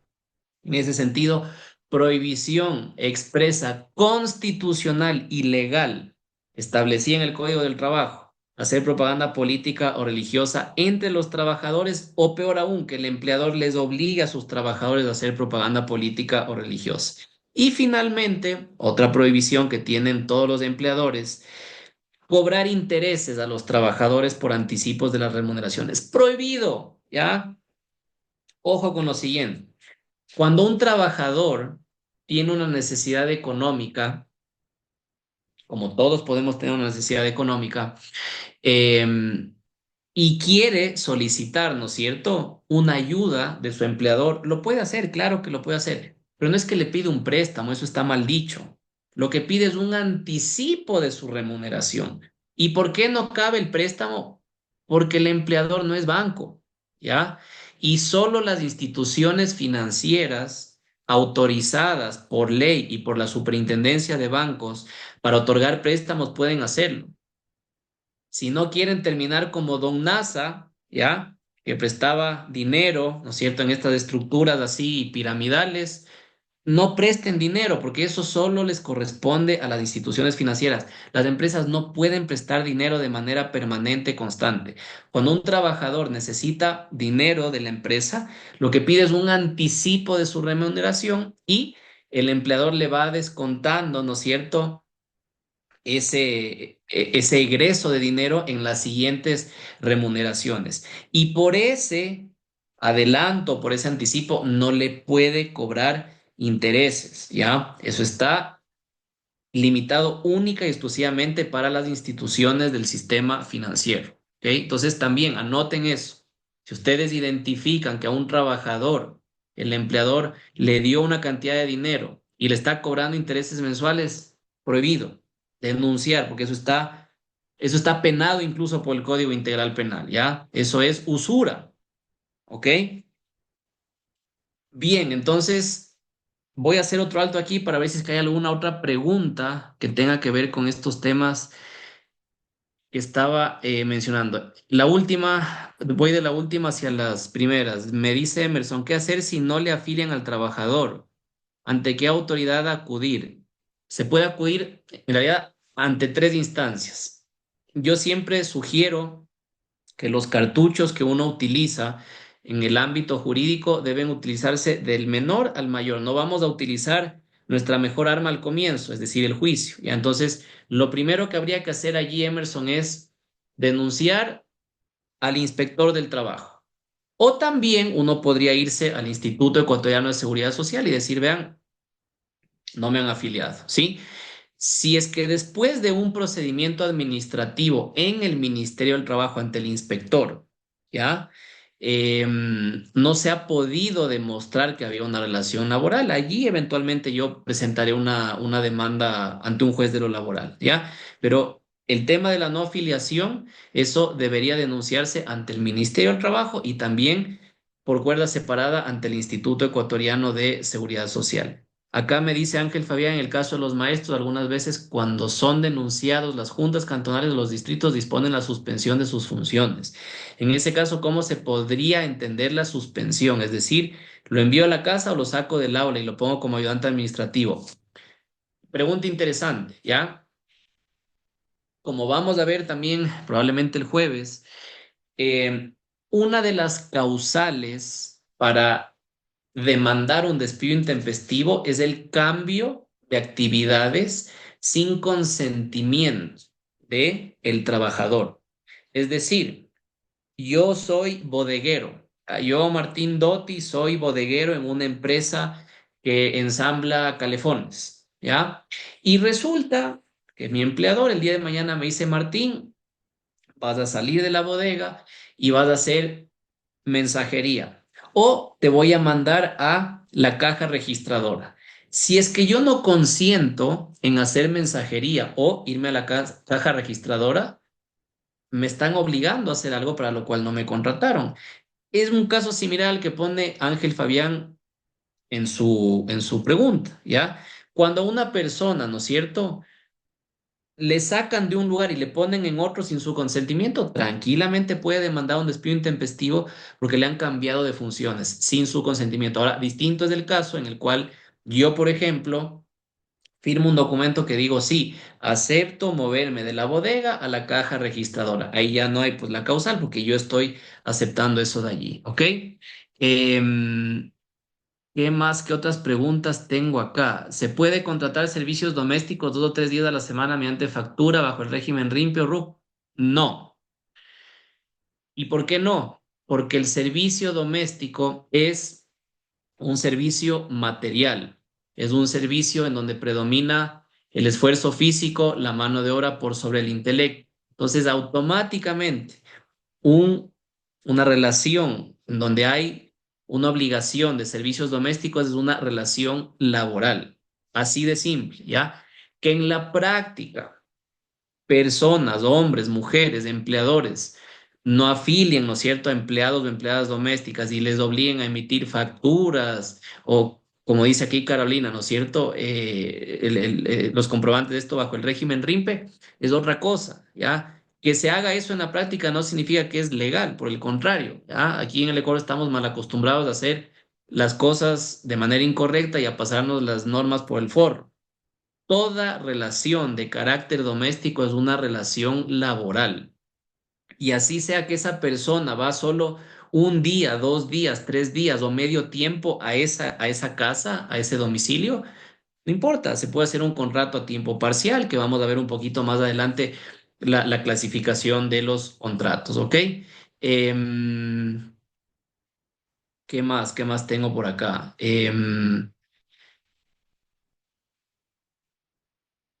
Me pregunta Sabrina, ¿puede existir un contrato verbal pero con todos los beneficios de ley? Por supuesto que sí.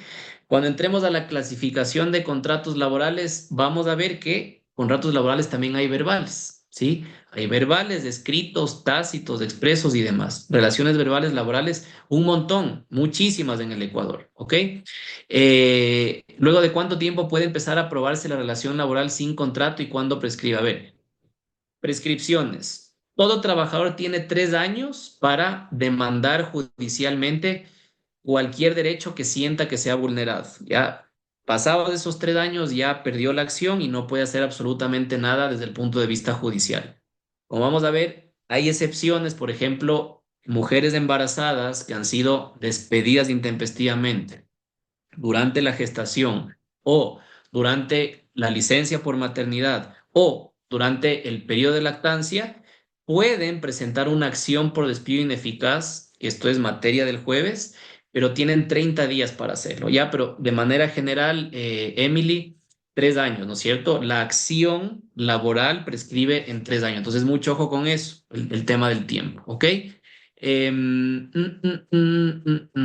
Bien, a ver, solo Denme 30 segundos que tengo que conectar el cable de la computadora que está por morir un ratito. No se vayan 30 segundos.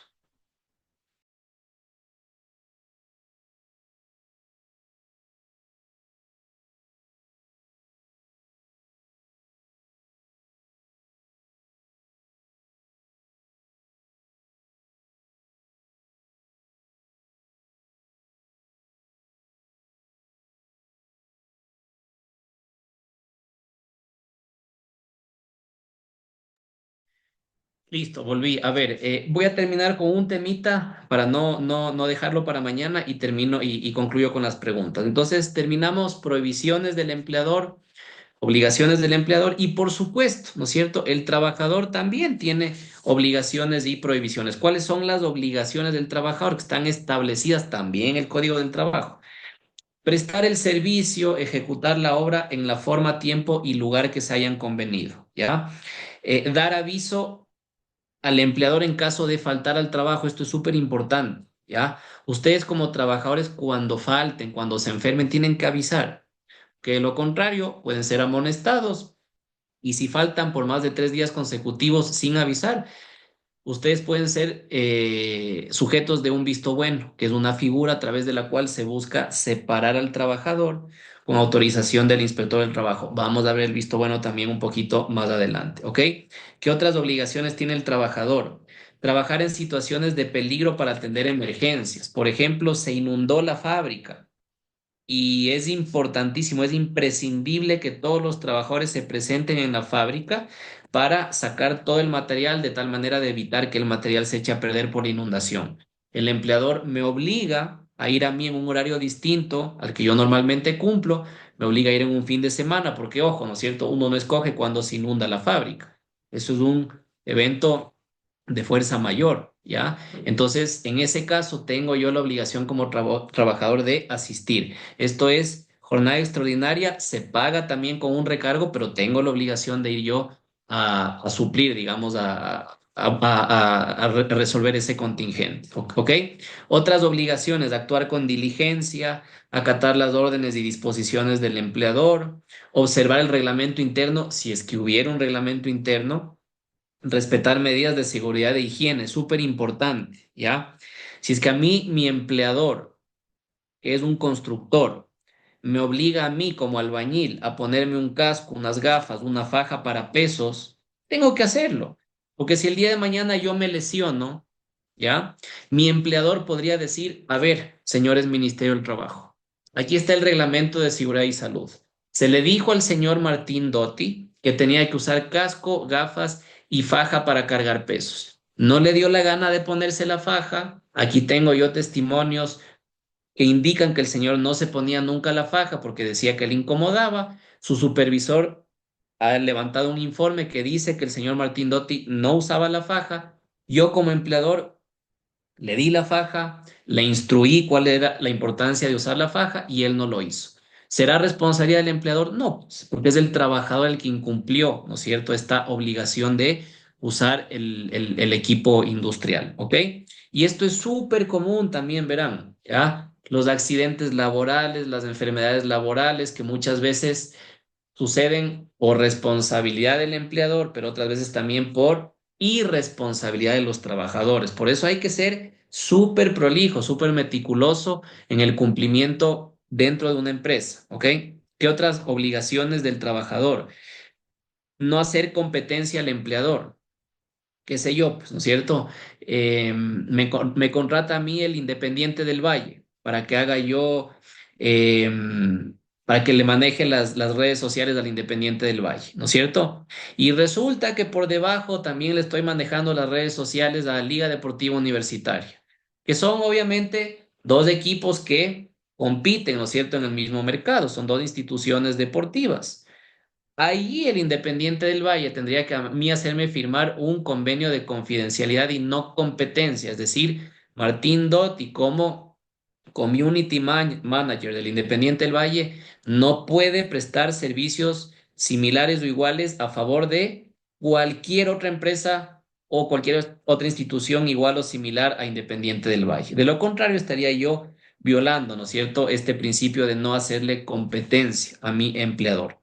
Otra más, guardar la información confidencial, sobre todo cuando hablamos de contratos en donde prevalece el intelecto, ¿no es cierto? Allí se suele dar a los trabajadores información sensible, datos, información sobre ventas, sobre clientes, sobre carteras, sobre precios, información que no puede ser divulgada por el trabajador, ¿ok? Y finalmente, conservar en buen estado los instrumentos y equipos de trabajo. Todo lo que me entregan a mí lo tengo que cuidar como si fuera mío. Y por eso es importante que las empresas hagan firmar a sus trabajadores actas de entrega y recepción, ¿ya? Tú recibes esta computadora en este estado, la devuelves en este estado. Obviamente no vas a ser responsable por el deterioro normal, por el paso del tiempo, pero sí vas a ser responsable si le echaste gaseosa encima de la computadora, si la diste contra el piso, si te pusiste a ver Netflix en la computadora o te pusiste a descargar, no sé, pues cualquier tipo de programa y llenaste de virus esa computadora, ¿ok? Entonces, esto es súper importante. Y el trabajador también tiene prohibiciones. ¿Qué prohibiciones tiene el trabajador? No puede abandonar el trabajador sin causa legal su puesto de trabajo.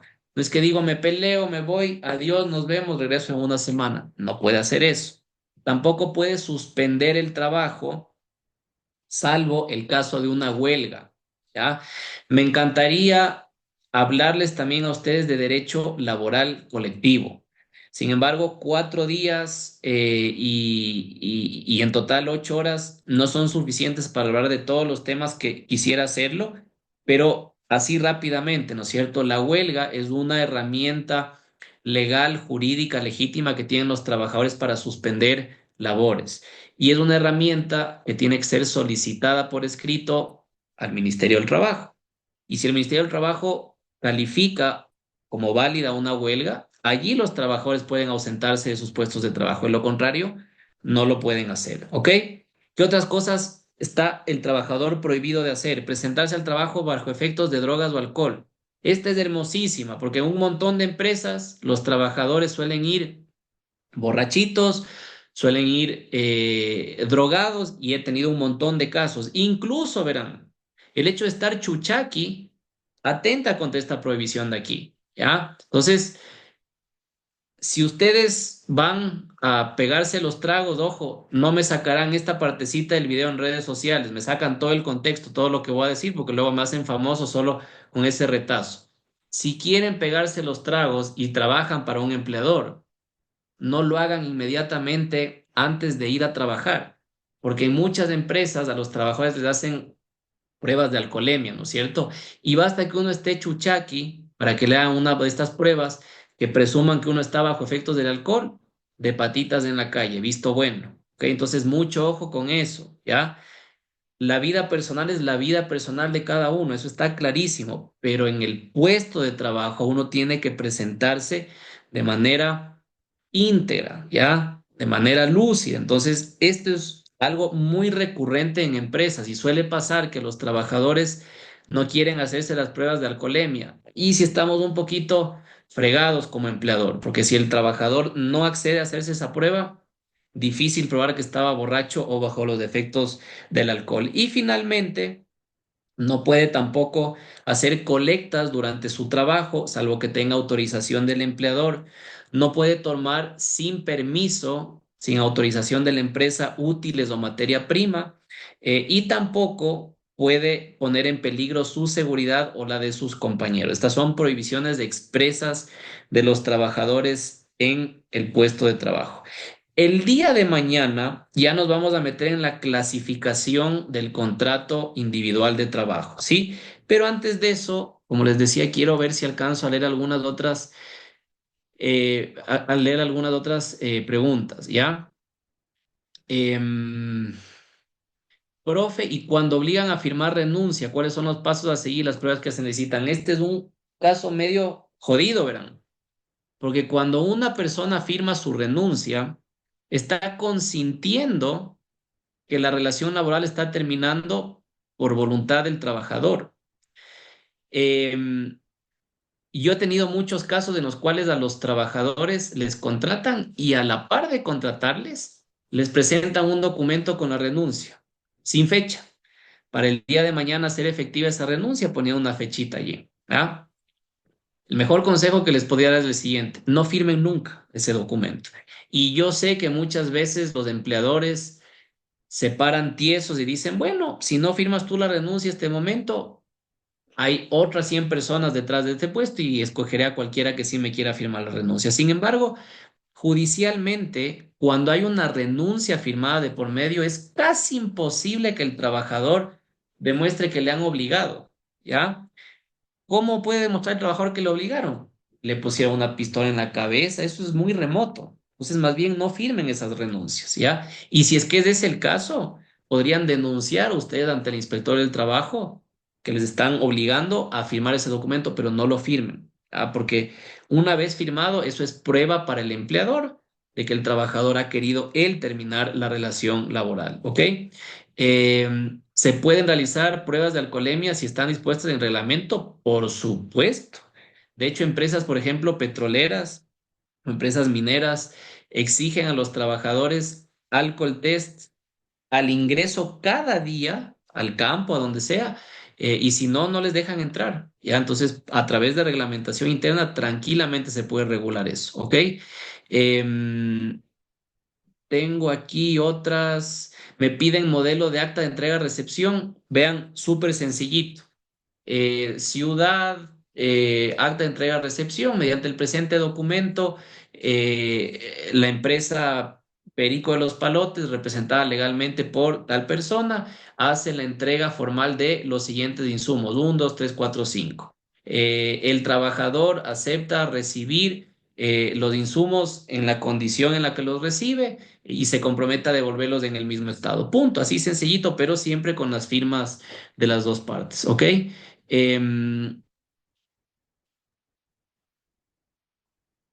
¿Cuál es el alcance del empleado contratado como auxiliar en el caso de cambio de actividades sin consentimiento? Una denuncia ante el Ministerio del Trabajo. Si me cambian a mí de actividades sin mi consentimiento, presento una denuncia por despido intempestivo ante el inspector del trabajo. Ojo, como vamos a ver más adelante, el inspector del trabajo finalmente no es competitivo o no un despido intempestivo. Eh, es el juez el que va a determinar eso, pero podríamos iniciar, como les decía yo, con este primer paso administrativo ante el Ministerio del Trabajo, ¿ok? Em, aquí me hablan de hostigamiento laboral. Vamos a hablar de esto un poquito más adelante: el acoso laboral, la discriminación.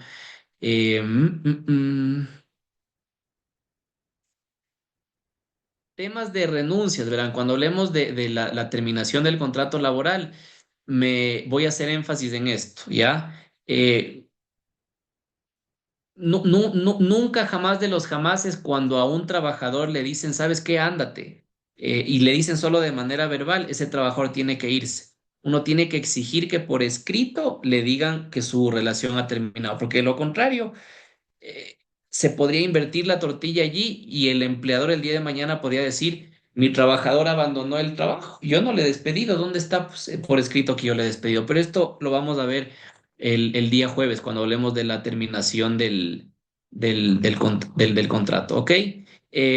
Si es que no respondí algo, por favor anótenlo para tratarlo el día de mañana o los días subsiguientes, de tal manera de que no quede ninguna duda. Sí, 9 de la noche termino también para que se vayan a descansar, a comer, a ver la novela igual que yo, y nos vemos el día de mañana a la misma hora y por el mismo canal, ¿ok? Un gustazo verles a todos, besos, abrazos, adiós. Buenas noches. Gracias, doctor. Buenas noches. Chao. Gracias.